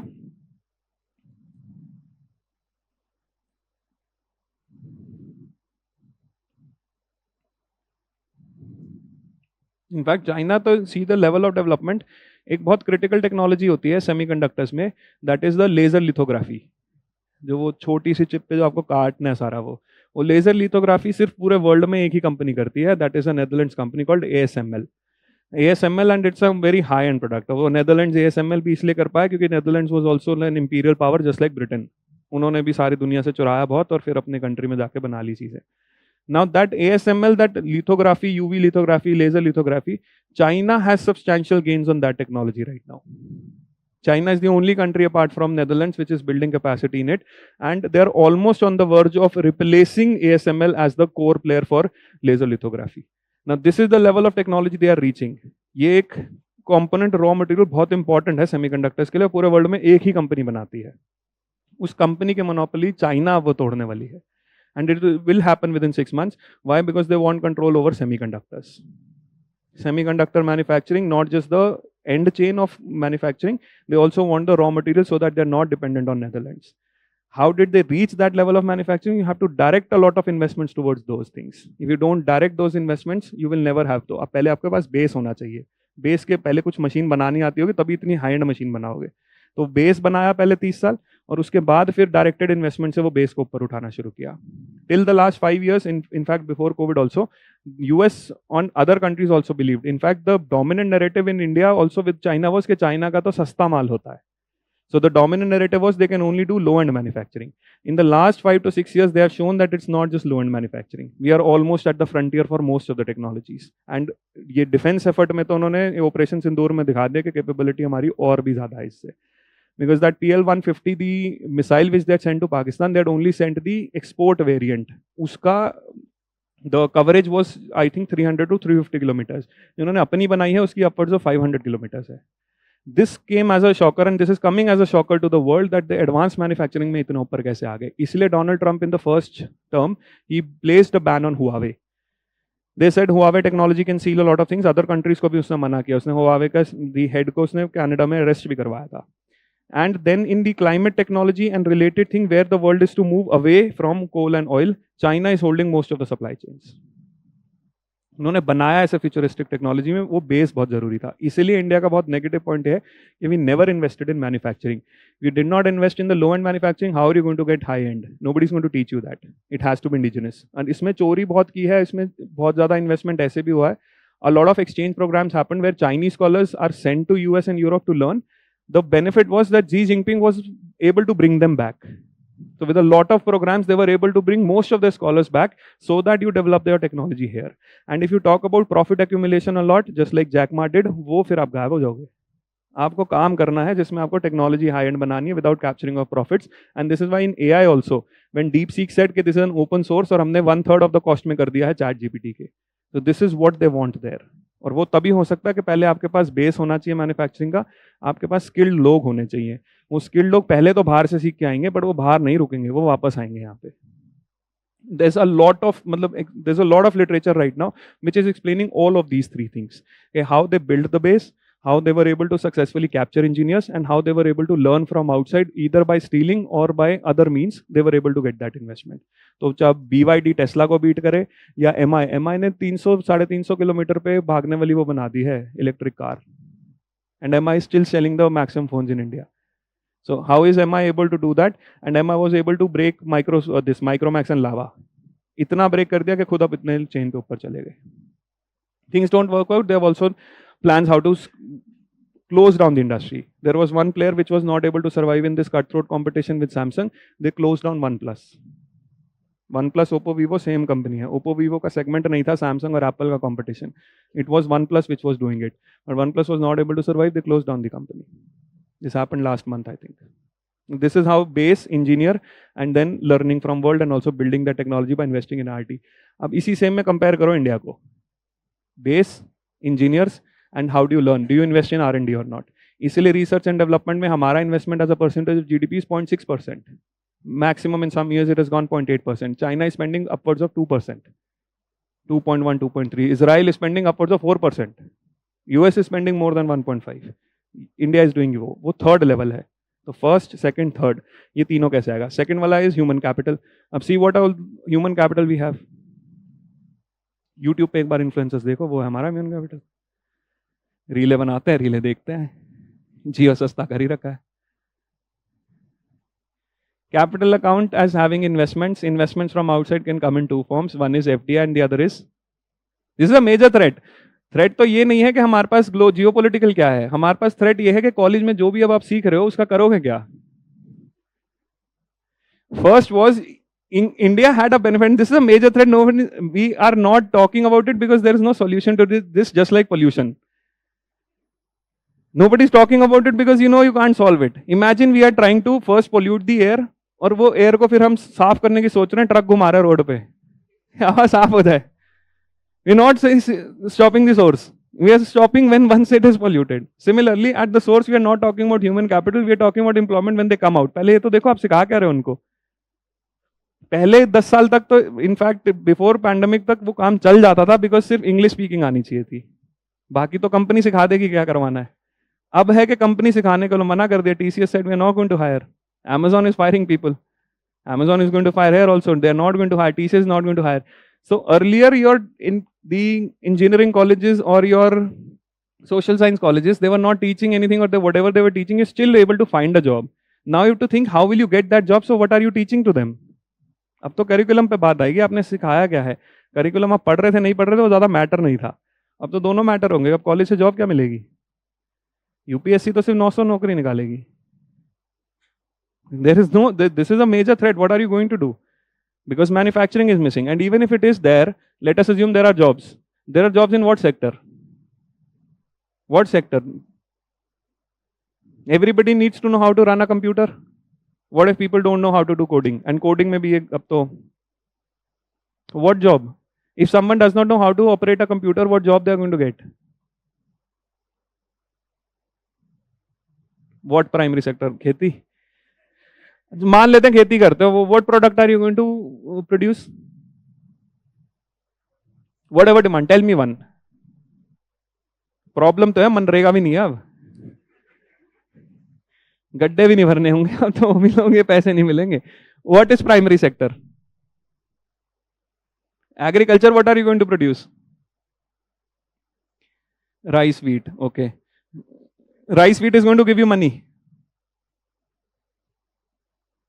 Give me one product.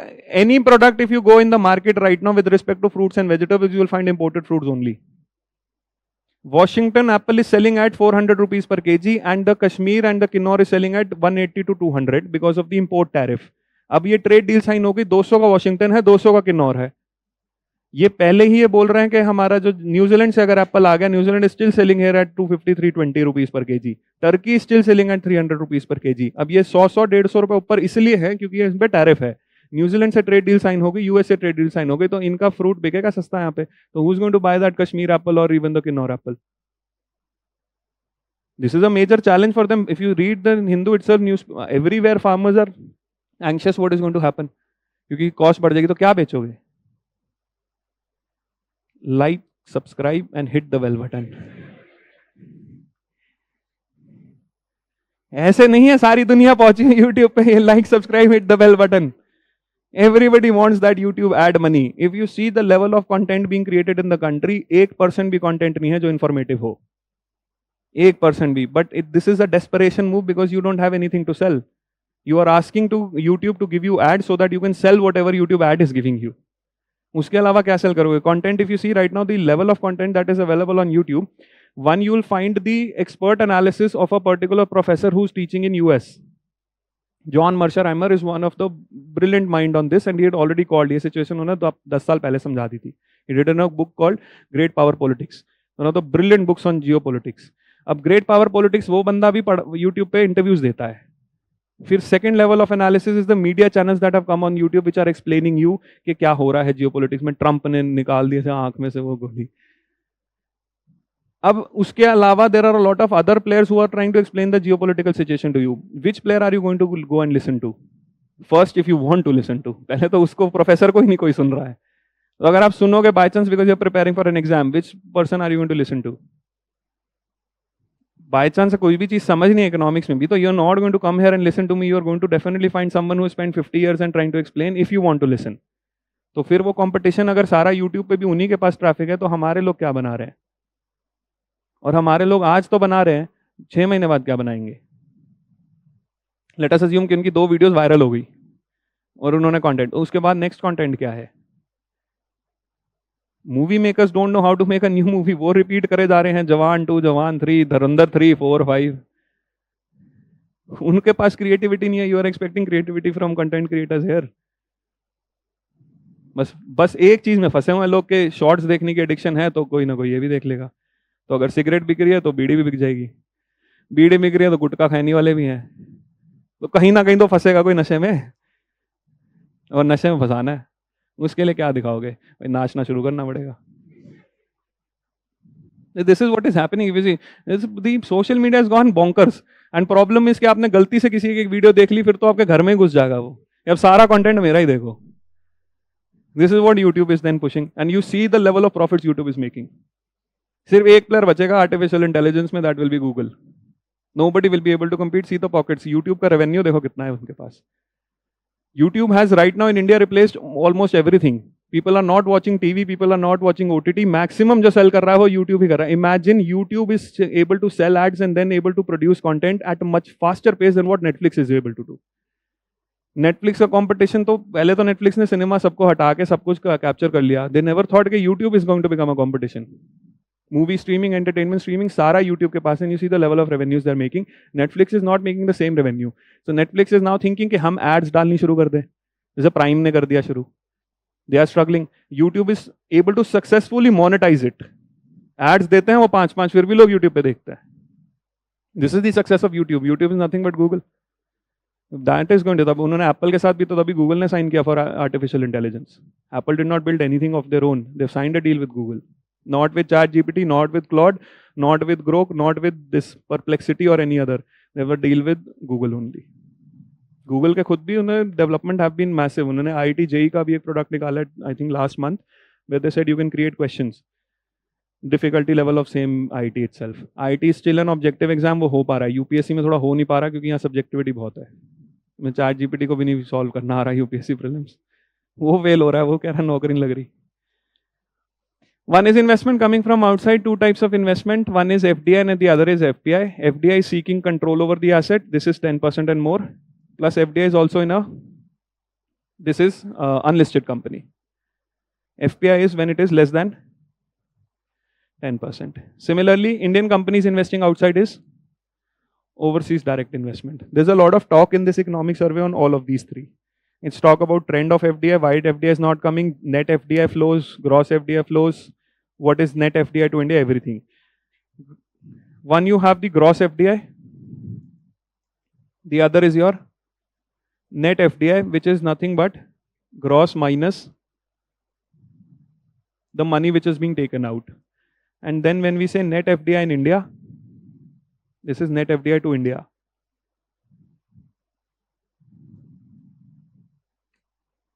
Is net FDI to India minus the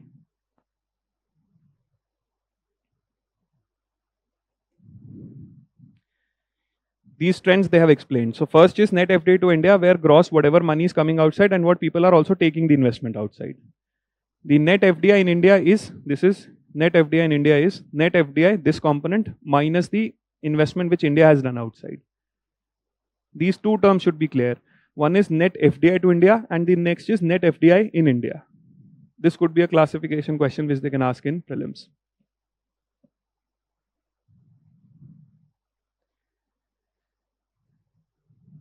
This is your investment end. The second is your borrowings. What are the different borrowings which can be done here? One is borrowings done by the, this component I have discussed in sovereign external debt. One is multilateral, bilateral and other government debt. Other government debt is FPI in government securities, the SDR of IMF and there's one more, rupee debt. Other government debt के दोनों components अलग अलग जगह दिखाए जाते हैं. They're not shown at the same end. This is shown in the reserves. This is shown in the bilateral, and rupee debt is shown separately. ये FPI में दिखाएंगे और bilateral में दिखाएंगे government securities में. Then who else is borrowing? Private sector. I told you government does not borrow from commercial sources outside. Private sector borrows from commercial sources only. That is called as external commercial borrowing. The private firms borrowing from commercial sources outside is what is called as external commercial borrowing. Commercial here means commercial outside, not in India. This external commercial borrowing, there are few dimensions here. One, it can happen in foreign currency bond. That means the private sector is issuing a bond outside. Say Reliance India Limited is issuing a bond outside. This is a foreign currency bond. The money they will receive, it will be in the form of dollar. What is the problem with this borrowing? That you will have a exchange rate risk. How do you protect against this exchange rate risk? I know that if I get $100 today and the price of $1 is equal to 90, when I have to return this $100, the price of $1 can become, say, that means I have to give more. How will I do that? This particular company will invest some amount in dollar asset, so that when the value of dollar increases, I also get that value, so that this particular protection comes to me. When you are investing in dollar related assets in order to protect your loan, this particular exercise is what is called as hedging of your investment or hedging of your loan. I am trying to protect myself from a risk. How did you protect that? Your $1 is 90, you have to return 100. So better is कि मैं भी dollar में कुछ invest कर लूं ताकि appreciation मिल जाए. I invest in dollar related assets. This exercise is called as hedging. Protection of your investment, protection of your risk.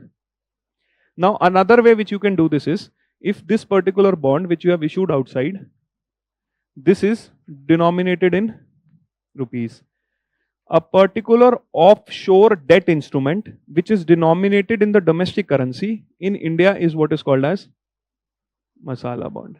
ये दोनों have forms of external commercial borrowings. You are borrowing from outside, which is dollar or rupee. इसमें एक और form हो सकता है, that is foreign currency convertible bond. That if you are taking a debt but you don't want to pay the money back, you can convert this debt into equity. This is foreign currency convertible. UPSC once asked a question, is foreign currency convertible bond, is it an FDI or not? They gave 4 options: the non-resident deposits, the global depository receipt, and foreign currency convertible loan. इन तीनों में से बताओ कि कौन सा एक FDI है. Now, if foreign currency convertible bond issues shares of the company which are more than 10%, or issues shares of a company which is actually unlisted, in both the cases, can it become FDI? And this statement was correct.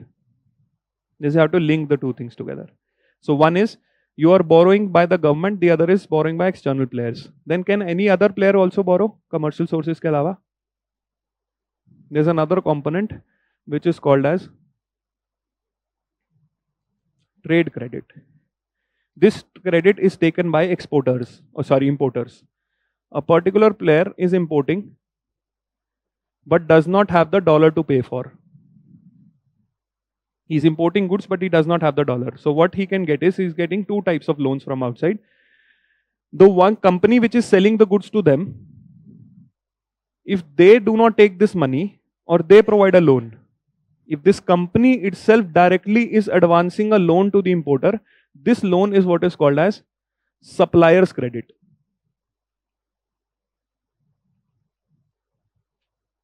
If the company is giving a loan directly, that means I'm not taking the payment from you, or I give you a loan directly, this will be supplier's credit. But if the company goes to a bank or a financial institution and helps them get a loan from this particular bank or financial institution, where they get this loan here, this is what is called as buyer's credit. So traders also take loans from outside. They are buyer credit and supplier's credit. Supplier credit is directly given by the company and buyer credit is given by a bank or financial institution. These together, the government borrowing, the external commercial borrowing and trade credit, that is 1, 2 and 3. This is what is called as the external debt of the country. I'll add one more. एक 4 भी add करते हैं अभी. I'll tell you what is the next 4. 1 to 3 is clear? क्या है external debt? Yes. Buyer credit.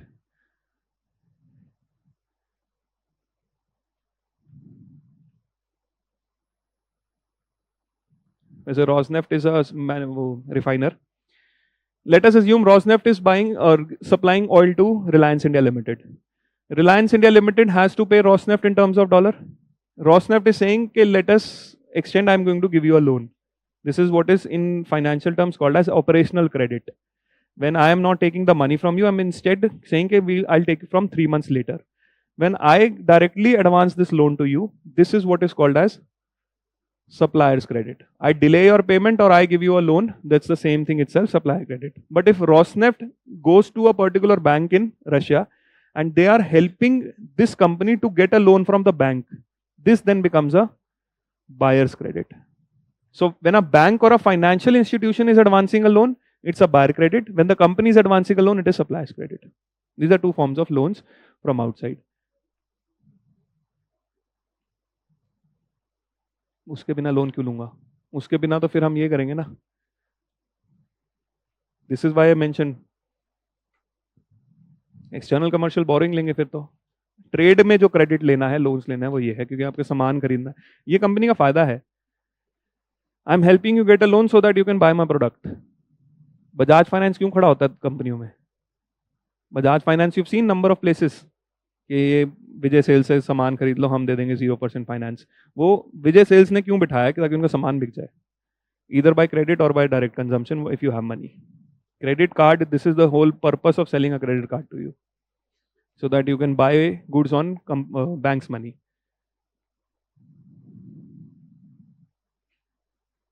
Long-term trade credit is this only. If it is short-term credit is still 1 year. Long-term credit is more than 1 year.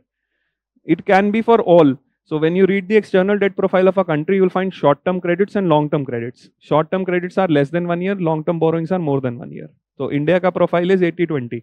India has mostly long-term and 20% short-term. India had mostly short-term in 91. This is what caused the crisis. इसीलिए maturity of debt पढ़ना भी इतना important है. वो feature एक है. UPSC in 2017 asked this question, that India's external debt is long-term, and second statement is India's external debt is denominated in what currency? Maximum debt is denominated in US dollar. Then you have Indian rupee, and the third is SDR of IMF. ये तीन है. अब ये सारे facts आपको सर्वे में मिलेंगे. ये external debt status report of what the ministry gives. Investment. FDI in this. What happens here is,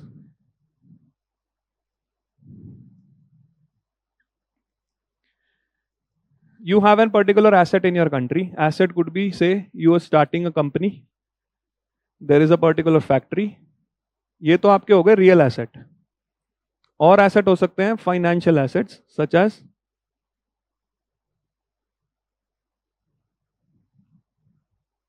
now what the outside player is trying to do, there is a particular company which wants to come and invest in India. When I invest in this particular company, that is, I am opening up the company so that I can have control over this. I want to run my operations. Amazon says that India is a huge market. I want to establish an e-commerce player here. So I will start a company in India. E-commerce guidelines in India says 100% is allowed. So Amazon established a company and started running its operations. Why? Because they wanted to make sales, and from this sales, they wanted to make substantial profits. Amazon thinks US market हमारा अपना monopoly है. I want to create other markets also where I can make more profits and for long term. When you have the control over the company so that you can make long term profits, this type of an investment is called as a foreign direct investment. You should have control so that you can control this. That means इस company और factory का जो भी management decision है वो आपसे influence होना चाहिए. तभी आप long term कुछ ये कर पाओगे. Because your business strategy should be executed, then only you get profits. If someone else's business strategy is being executed, then you are putting money on the person, not the company. कि ये मुझे पैसा कमा के देगा. Now, when I don't want that control, I will only buy shares and bonds without having a control in this company. I'm going to buy their shares or I'm going to buy their bonds, but कोई control नहीं मिलेगा इस पे. That type of an investment is what is called as, just like you bought shares of IOCL. When you bought shares of IOCL, you have no control over its management. You just wanted to make small profits from IOCL growth. Similarly, when any particular company outside or individual is trying to make money in the Indian market by in shares and bonds without control, that is FPI. But if you want to seek control, that is, now this has to be technically defined कि control क्या होता है. This is your basic explanation of what the investment is. Now, control in India, according to the FEMA Act, RBI says, is when any particular individual will invest more than 10%. 10% के बाद आपका management में से आना शुरू होगा. So 10% से 100% तक वो FDI है. 10%, 0 to 10% it is FPI. This is what is your investment which you are doing in the country only for short-term gains. This is why it is volatile. Direct investment आपको benefit दे सकता है, क्योंकि जब वो control seek करेगा, वो operations चलाएगा. When he'll bring operations, that means he's going to hire. Amazon will hire labor. Plus, when he's starting the operations, he will also teach you how to do business. Business practices will become better. Amazon is able to create more profits as compared to Flipkart. Yeah, Flipkart is facing problems. Flipkart ने भी तो बेच ही दिया ना अपने share सारे उसको. Another player, that is Walmart. वो भी उनको आता काम चलाना. तो आपको काम चलाना बेटर आ जाएगा, आपका लेबर भी काम आएगा. And if they want to grow more in the country, that is they want to go to next level, they can also give you some level of. तो ये तीनों बेनिफिट मिलते हैं एफडीआई से. एफपीआई से वो बेनिफिट नहीं होता, पैसे कभी आएंगे पैसे कभी जाएंगे. That is no benefit. Is this clear? In fact, in this I'll tell you what is the depository receipt also. I want to invest in India, but I don't want to go to India. FPI does not want to go to India, or a particular investor, see there are three routes here. ये एक investor है, ये यहाँ पे register होगा, ये RBI से permission लेगा, तब यहाँ पर स्टॉक्स या बॉन्ड्स में खरीदेगा. Right? This is what is the, this route is your FPI route. Foreign portfolio investor or foreign institution investor. There is this particular investor who wants to invest in India but does not want to get registered here. So what he does is he gives his money to them and they will invest on their behalf. In return, this investor is going to get a participation note. तो हम directly नहीं जा रहे, हम इन्हीं को पैसा दे रहे जो रजिस्टर्ड है और इनको बोल रहे हैं कि यहाँ पर पैसे लगा देना मेरे पर. Whatever money they invest on your behalf, this is your participation in Indian market. This is called as participatory note. UPSC once asked a question. They gave this definition and asked, what is this instrument? Promissory note, participatory notes, so on and so forth. Directly go there, don't go there, just find a player who will do it on your behalf. What if they don't want to go there and also they want to invest? ये one or two route नहीं लेना है. What they will do is, a particular company here, they will issue a stocks in a particular bank in the country. This bank will give to another bank here, and then you can invest here, and this bank is going to give you a depository receipt.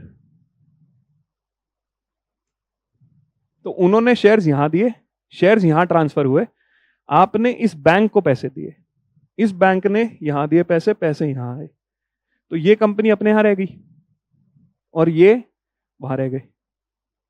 This is the third route of investment. First route, the company came to you. Second route, a company came through another company to you. The third route, nobody went anywhere, they invested like this. The fourth route is when this company will go and list itself on the stock exchange outside.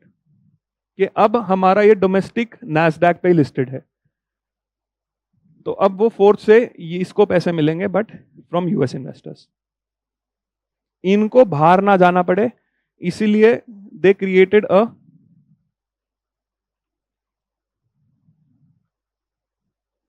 in the gift city, the India International Exchange. This is what has been created. You can expect questions on this. They can ask regulations of this. ये company बाहर ना जाके यहीं global stock exchange पे list हो जाए, वहां के इन्वेस्टर्स इसको पैसे लगा सकते हैं. Fifth one is a global stock exchange. India has one exchange of its own. You have US have its own exchange. Now India is establishing a global stock exchange where companies can list here and investors from world over can invest money. Gift City mein they have created this. Yes. These are the 5 routes how you can raise money from outside.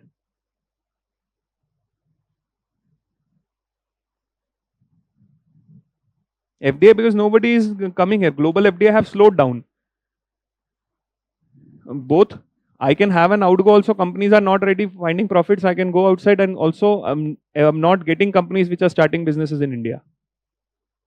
Or if FDI say Amazon has invested in India, every year it brings certain amount of dollars so that its business can flourish. Next year it has not brought that money. It's only brought 10% of what it has brought before. So मेरा FDI inflow slow हो जाएगा ना. मैं तो count करता हूं कितना dollar आता है, तो वो डॉलर मेरा स्लो डाउन हो गया. फोर्ड थॉट के we were selling cars in India, are is a premium product, we can't sell any more. तो फोर्ड ने बंद कर दिया business, FDI outflow. Because next year that whatever billion or million they were getting will not come next year. तो वो आपके लिए तो वो आउटफ्लो हो गया, बट कंपनी के बैलेंस, कंट्री के बैलेंस शीट में तो वो पैसा नहीं आया जो आना चाहिए था. चाहे वो कंपनी बंद हो, चाहे कंपनी स्लो चले, या वो एक्सपैंड ना करे. I am just seeing the dollars that are coming in these companies. This is what is the slowdown. The global, the FDI which is slowed down. This is why I told you this definition. Net और gross का ही समझना है इस time पे difference. This net FDI to India, ये इतना slow नहीं हुआ जितना लोगों ने पैसे निकालने शुरू किए हैं. The companies, Amazon taking its money out, repatriating its money, calling its money back.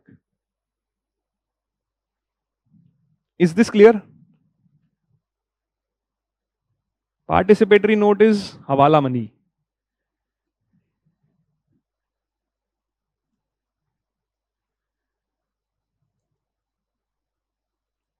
एक यूएस का म्यूचुअल फंड है जो उसके इन्वेस्टर्स के पैसे पूल करके इंडिया में पैसे लगाता है. Can this happen? This mutual fund who's investing in India, this is a foreign portfolio investment. This foreign portfolio investment, I should know who this company is. This requires complete registration with SEBI. This company says, I am getting funds from a particular place, I don't want to explain it to anyone. मुझे SEBI को register नहीं करना है. They give the money to them and they will invest on their behalf. If I've given them $100, I need proof what did they do with this $100. For example, if you buy mutual funds, you get units of mutual funds from them. That is your participation in the stock market. You did not do it directly, you did it from someone else's behalf. They also did it not directly, but someone else's behalf. They will invest in shares, this $100. I have to show these shares which you have brought here. I can't show you the shares because it is Indian market, you have not gone there. So this mutual fund is going to issue them a participatory note.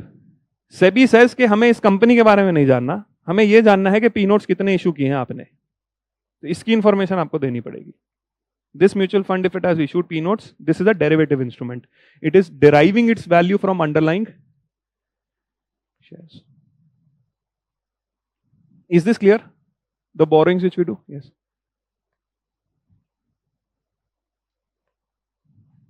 In which it can be done in any currency which you want. वो बनाया इसलिए है.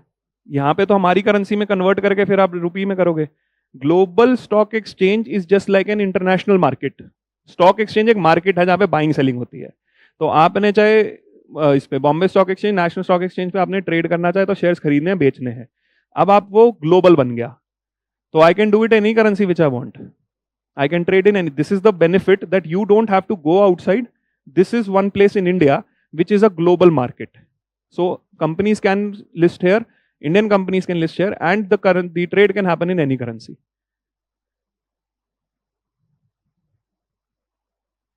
American investor will come here. Why?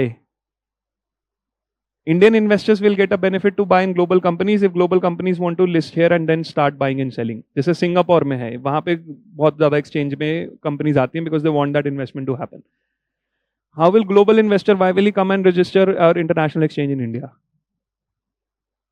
He can do that, but वो root उतना मुश्किल होता जा रहा है. हम ऑप्शन दे रहे हैं कि हमारे यहाँ भी ट्रेडिंग हो. We want financial services to happen in India. How will that financial services happen? We created a financial SEZ. Mumbai में ट्रेडिंग होती है, हमें मुंबई से बर्डन कम करके गुजरात देना, इसलिए हमने वहां इंटरनेशनल स्टॉक एक्सचेंज बना दिया. यस, निफ्टी तो फिर वो इंडेक्स है ना. हाँ, वो फिर नेशनल स्टॉक एक्सचेंज ने इंटरनेशनल में भी बनाया अपना. सिमिलरली बॉम्बे स्टॉक एक्सचेंज ने भी वहां सेटअप किया. तो they set up the market so that they can provide service. This is going to create more revenue, more visibility. वो बेनिफिट है. इसकी regulation can be asked who is regulating all of this and how the operations happen. Is this clear? Borrowing, investment and borrowing. There's one more component of borrowing. So one borrowing is your external commercial, government borrowing, and third is trade credit. And this is fourth form of borrowing. That is NRI when they deposit their money in. This is the fourth component of borrowing. ये आपकी liability है. This is an external debt. The NRI depositing money in the banks in India. There are three accounts for this. One is non-resident, external, non-resident, ordinary, and the FCNR, that is foreign currency non-resident account. इसका FCNR B नाम भी है. Bank account. A, B थे, A, B, C. Now there's only one. NRE account can be maintained in rupees, can be maintained in dollars. This can be rupees, this can be dollar. This can only be foreign currency, and 7 currencies are allowed here.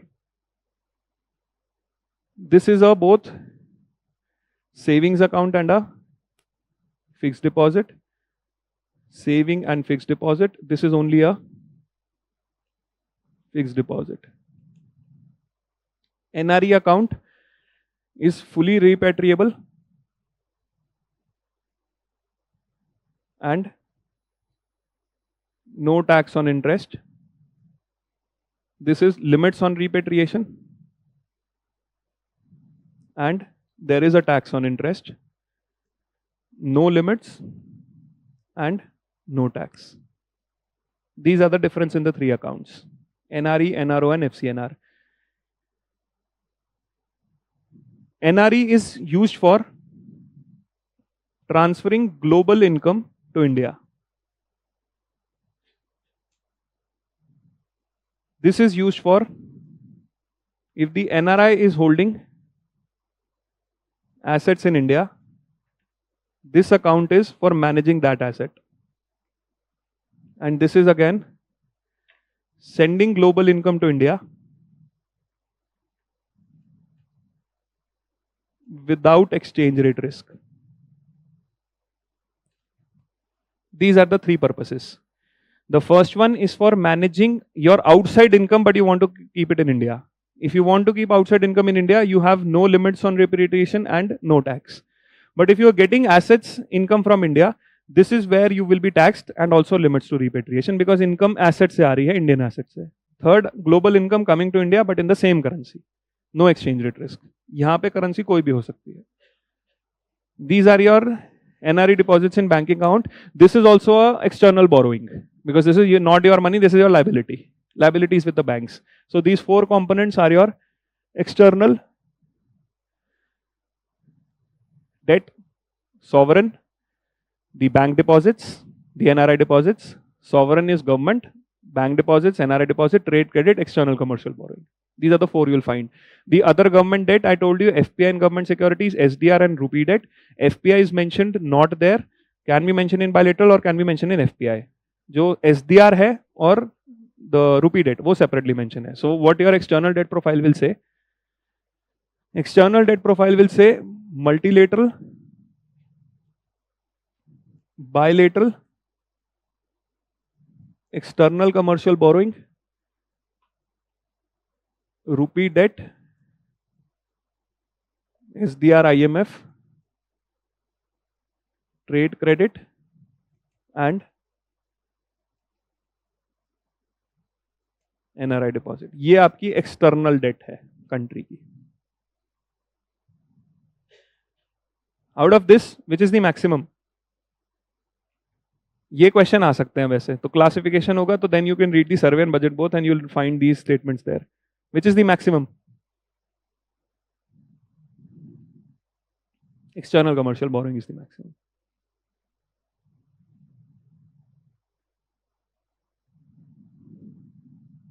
NRI deposit is also a source of dollar for the country.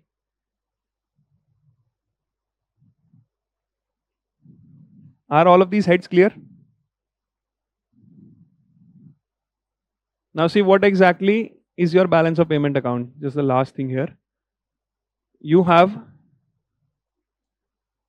current account and capital account. Now under current account, you have visibles and invisibles, services, primary income and secondary income. Visibles is Two things I told you, you'll have to capture it from the survey, the pattern and the trends in all of this. No longer classification questions can be expected. You need to know the global commodity trade, including trade for India. That is a specific thing which you have to. Capital account will have investments, will have borrowings, and transfer is secondary income. Transfer is not capital account. The third is NRI deposits. Now all of this activity is happening because someone outside or someone inside wants profit. All of these activities which are happening on current account and capital account, they have nothing to do with what is the condition on balance of payment. That means whether it is positive or negative, they don't have anything to do with that. This is why all of these transactions are what are called as autonomous transactions. We don't have anything to what is plus or not. Trader को कोई मतलब नहीं है investment आ रही है, borrowing है कि नहीं है. We don't care about what the state of balance of payment account is. This is why these are called as autonomous. But it can happen that the autonomous transactions are sometimes negative. For example, on current account we have negative, and even if we have taken investments, borrowings and deposits, this is also, this positive is plus 10 and minus is minus 20. So from where will you get the other 10? Current account has minus 20, plus 10 is what is capital account. From where will you get the other minus 10? This is why the country will create assets of its own. The country is trying to protect from this particular volatility here and will create its own asset. This particular asset which the country will create is what is called as foreign exchange reserves. This is official custodian of the foreign exchange reserve is. Now if it is minus 20 but plus 30, that means here I have a plus 10. In some years when I have a plus 10, I will buy this dollar and create. That means I am going to buy the currency. This is my first step. This currency is something which does not give me a lot of confidence. Currency is that I am maintaining different foreign currencies. And foreign currency also does not give me any interest rate. सबसे पहले तो हम dollar रख तो लिया अपने पास, but dollar is of no use which I have because this is for balancing this. Second thing, I don't get earning from this. So some part of this currency I keep in the form of government securities of rest of the world. This can give me some value, or I can keep this particular as a deposit in central bank outside or in commercial bank outside. ये दोनों मेरे earning हो जाएगी, ये मैंने currency थोड़ी सी रख ली. So if I got $100 billion, $20 billion is here, $40 billion is here, $40 billion is here. But at the same time, I know all of this is still currency only. What if the currency starts losing value because of certain geopolitical pressures? US does certain things, तो मेरी value currency की चली गई. I can convert some of this currency and keep it in the form of. So first I keep some currency. This is what I call as foreign currency assets. Second, I keep in form of gold. Now the third thing was, if you are going to run out of this foreign currencies and are also going to run out of gold, how will you do this particular trade? IMF said we are going to distribute a particular unit to everyone, that is, this SDR can be used for freely exchange of. You give your SDR, get currency here. So this is the third form of reserve which I have, that is IMF SDR. SDR एक unit दिया कि exchange कर पाओ. The fourth thing what I have done here is, when any country became the member of IMF, IMF said you deposit 75% own currency and 25% you have to deposit a hard currency which is acceptable.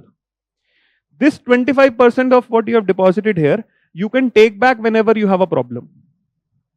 25% of your contribution, you can withdraw whenever you have a problem without any questions asked. That means some part of my money is kept with IMF which I can withdraw without condition. This money is what is called as the reserve tranche position.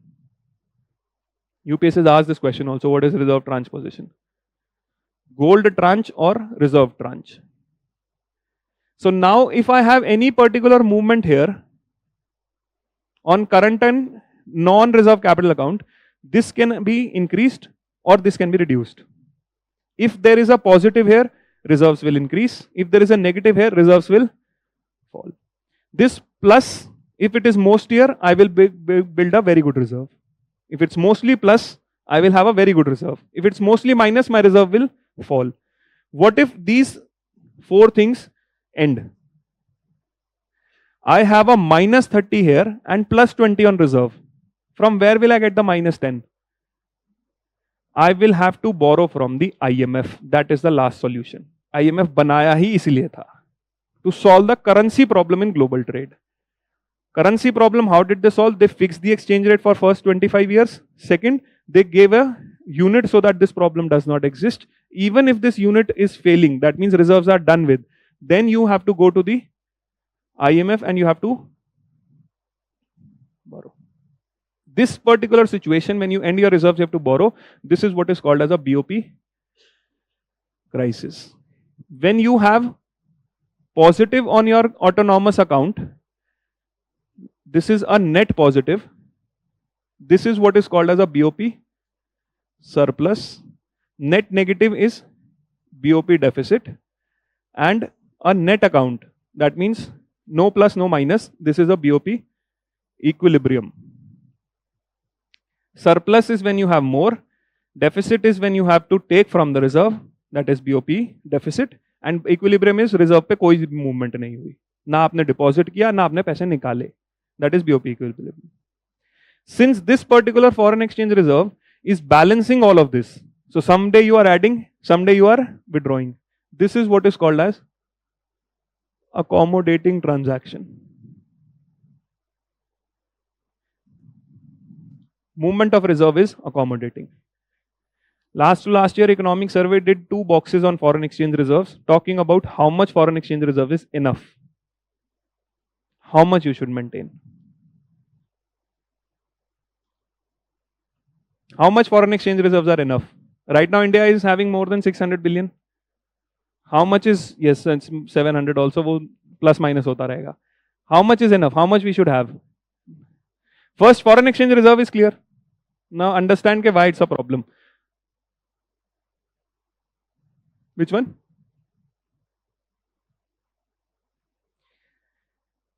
Accommodating, you're saying. I created this account so that I can take the positive of here or balance the negative of here. That means this account is only existing for accommodating everything here. So this account is what is creating the balance on balance of payment account. So I am accommodating whatever happens on, and this is part of my capital account. ये मेरा asset है. All of this asset I have kept in different forms. Is this clear? Now, next thing, this was done in last year survey. I have foreign exchange reserves. These foreign exchange reserves are in what form? 4 forms. One is currency asset. Second is gold, IMF, and the fourth is RTP, IMF. Now, out of the 4, which is a interest earning asset for me? What is an interest earning asset for me? Only government securities. That means the earning on all of this, whatever earning I am doing, the earning on this is very small. But when I accumulate this, I have a significant cost. Why I have a significant cost? Whenever I had a surplus on autonomous transactions, what did the RBI do? On the autonomous transaction, say let us $10 billion was the positive. If $10 billion is positive, RBI is settling this 10 billion by buying this 10 billion. But when I buy this 10 billion, I will have to sell equivalent amount of rupees. On the autonomous transaction, there was incoming was more and outgoing was less. तो $10 billion आपकी economy में आ गए.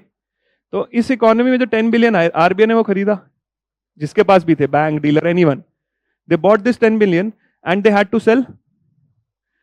That means RBI at the time of building the reserve is expanding money supply. If the output does not increase, but the money supply is increasing, what is happening? Inflation. This inflation I can control if I start buying the rupee back and I sell government securities. Sterilization. I buy the rupee back. So first I had done was buy dollar, I had to sell rupee. This rupee caused inflation, I bought the rupee and I sold securities. This security has a interest. The earning which I had done was on US government security, and the interest I have to pay is Indian government security. Out of the two, which has more interest? This interest is more. Indian government needs more money as compared to US government needing money, और उसका तो वैसी security का interest नहीं होगा कि सबको चाहिए वो security. This is what I was explaining, the privilege of US. This security I am paying 1% and this security I am paying 7%. That means when I build the reserve, I have a significant, there's a cost involved in building the reserves. This is the cost which I incur. This is called as cost of sterilization. Second, I have built a reserve of 500 billion or I have built a reserve of 1000 billion. At what point does the country feel safe? ये reserve तो इसलिए बना है ना, whenever there will be a negative on the autonomous transactions, we are able to cover this. This is why you built this. Otherwise there was nothing. Plus से आपने बना लिया, negative जब होगा तब आप वहां से दे दोगे. You want the world to trade with you, and you are saying this is our strength. Keep on trading, we will keep on providing dollars whenever market does not have dollar. Right? This is why you created reserve.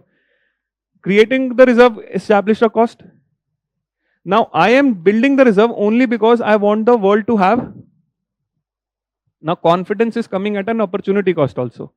Consider if I built $100 billion, I can keep 800 for reserve and 200 billion is something which has an other use which I can do.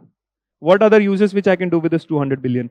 I can pay off the external debt of the government, or I can buy an import which is important for me. But instead what I am doing is I am building a, इसको 1000 कर लो 900 कर लो, ये तो यहीं पे use is only for. Now in this reserve you are earning very small. What is the second best option available to you? Either pay off the external debt or buy an import of technology from outside. What is the difference between the two is called as opportunity cost. Cost of the second best option foregone. So now second best option is pay the external debt, and the first option is keep it as reserve, or buy an import and or build a reserve. Now compare both of these scenarios. This is scenario 1 and this is scenario 2. Do we have a high opportunity cost of building a reserve? Why? Reserve पे जो earning है वो छोटी है, external debt पे interest ज़्यादा है, और import is something important, reserve is only for confidence. So my second option in both the cases is better than the first option. What am I doing? But I'm still building a. That means not only do I have an incurred cost in terms of sterilization cost, I also have a opportunity cost of that money. I could use it for better purposes. I'm using it for less better purposes. How do I know? Opportunity cost is high. Opportunity cost low होती तो ये concern नहीं था. The opportunity cost is high because second option is better than the. Based on both cost, that is sterilization and opportunity cost, I have a problem. On top of it, if I'm keeping, this cost is clear, both the components. On top of it, I have a cost.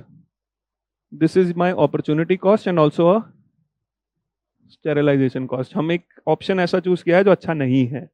And sterilization में तो वो पैसा लगा ही because government security पे interest देना पड़ा. That sterilization cost is actually borne by the government because that's a security of the government. Also called as market stabilization bond. That is the market stabilization scheme. Apart from that, I am holding it in the form of US government securities. Now US government securities, the yield on this security is actually very low. If it is already trading on 0, 1% or even 2%, what is the expectation? Can it go lower than this? वो तो नहीं हो सकता है. So if the adverse circumstances happen that the world starts selling US government securities, that means yield can only move in one direction. इससे लो तो नहीं जाएगा. Where can the yield go? Any adverse circumstances happen, the yield will become high. If the yield will become high, what happens to bond price? ये हम बेच नहीं रहे, हम देख रहे हैं मार्केट में क्या हो रहा है. तो if the yield becomes high, the bond price will. That means I can't go in the opposite direction where the bond price is going to increase, but I can go in the opposite direction where this cannot happen. What can happen is bond price can. That means I'm holding an asset whose price might not increase, but the price might. That means the returns from this instrument might diminish. This is what was explained in the economic survey. Survey said building the reserves has an opportunity cost, building the reserve has a sterilization cost, and the reserves are diminishing returns. Because वो एक ही जगह पे move हो सकता है bond, वो price कम होगा बढ़ेगा नहीं, कम हो गया तो आपका रिटर्न भी कम हो जाएगा. Are these three problems clear? They said then the country has to decide how much reserve they have to keep. Since I have a cost, since it is reducing, I need to decide what is enough for me. Then they mention three rules. They said traditionally academics mentions three rules for adequacy. One is you need to have an import cover of 3 months. That means if I stop getting any reserve today, if I stop everything today, my foreign exchange reserve will be able to buy my imports for how much time period? If my foreign exchange reserves are able to buy the imports for 3 months, then I can consider myself safe. If my foreign exchange reserve can help me buy, so it's just another explanation. You have certain expenses which you make on a monthly basis. If your savings can buy your monthly expenses for 3 months, you are safe. So if country's reserve can buy you the imports for 3 months without any earning, that means the country is having enough. That means your savings are enough, that means reserves are enough. 3 months is the traditional rule. India has an import cover of roughly 12 months. Present import cover is 12 months. Import cover in 91 was left of 1 week. We could only buy from our reserve only 1 week worth of imports. Here we can buy till 3 months whatever imports we have. The second they said was your reserves should cover your short-term debt. Calculate the short-term debt of the entire country and the ratio should be 1:1. This ratio right now in the country is somewhere around 2.5. We have 2.5 times what our short-term debt is. 1:1 is a safe ratio. This rule was given by Greenspan-Guidotti rule. And the third thing they said, maintain a ratio between what your reserves are and what is your money supply, that is M3. This is slightly technical, how much ratio you should have. These three things can tell you how much your reserves are enough. Same year में Rajasthan PCS ने ये 4 option बना दिए, चौथा अपने आप add करके कि out of this what explains the adequacy of reserves. They could not frame it correctly, थोड़ा framing में problem था, but वो डायरेक्ट बॉक्स उठा के पूछ लिया. Third is that you need to maintain certain ratio between your money supply and your reserves. M3 is your money supply. This is your concept of balance of payment, the current account, capital account, reserves. Dynamics of this is you'll find in the external sector. I told you what exactly to read. We have one more class left. We'll discuss just the basics of GDP measurement, money, inflation. If you have any doubts in this, we'll just go it quickly. इसका एक और component बचा है, वो भी पहले discuss करेंगे. That is your exchange rate. I'll explain the international trilemma there, Mundell-Fleming trilemma, how these three things cannot happen at the same time. So basics of GDP, basics of money and inflation, and the remaining exchange rate discussion we'll have in the next class. First 4 will be done, then you'll have the economic survey discussion. Thank you.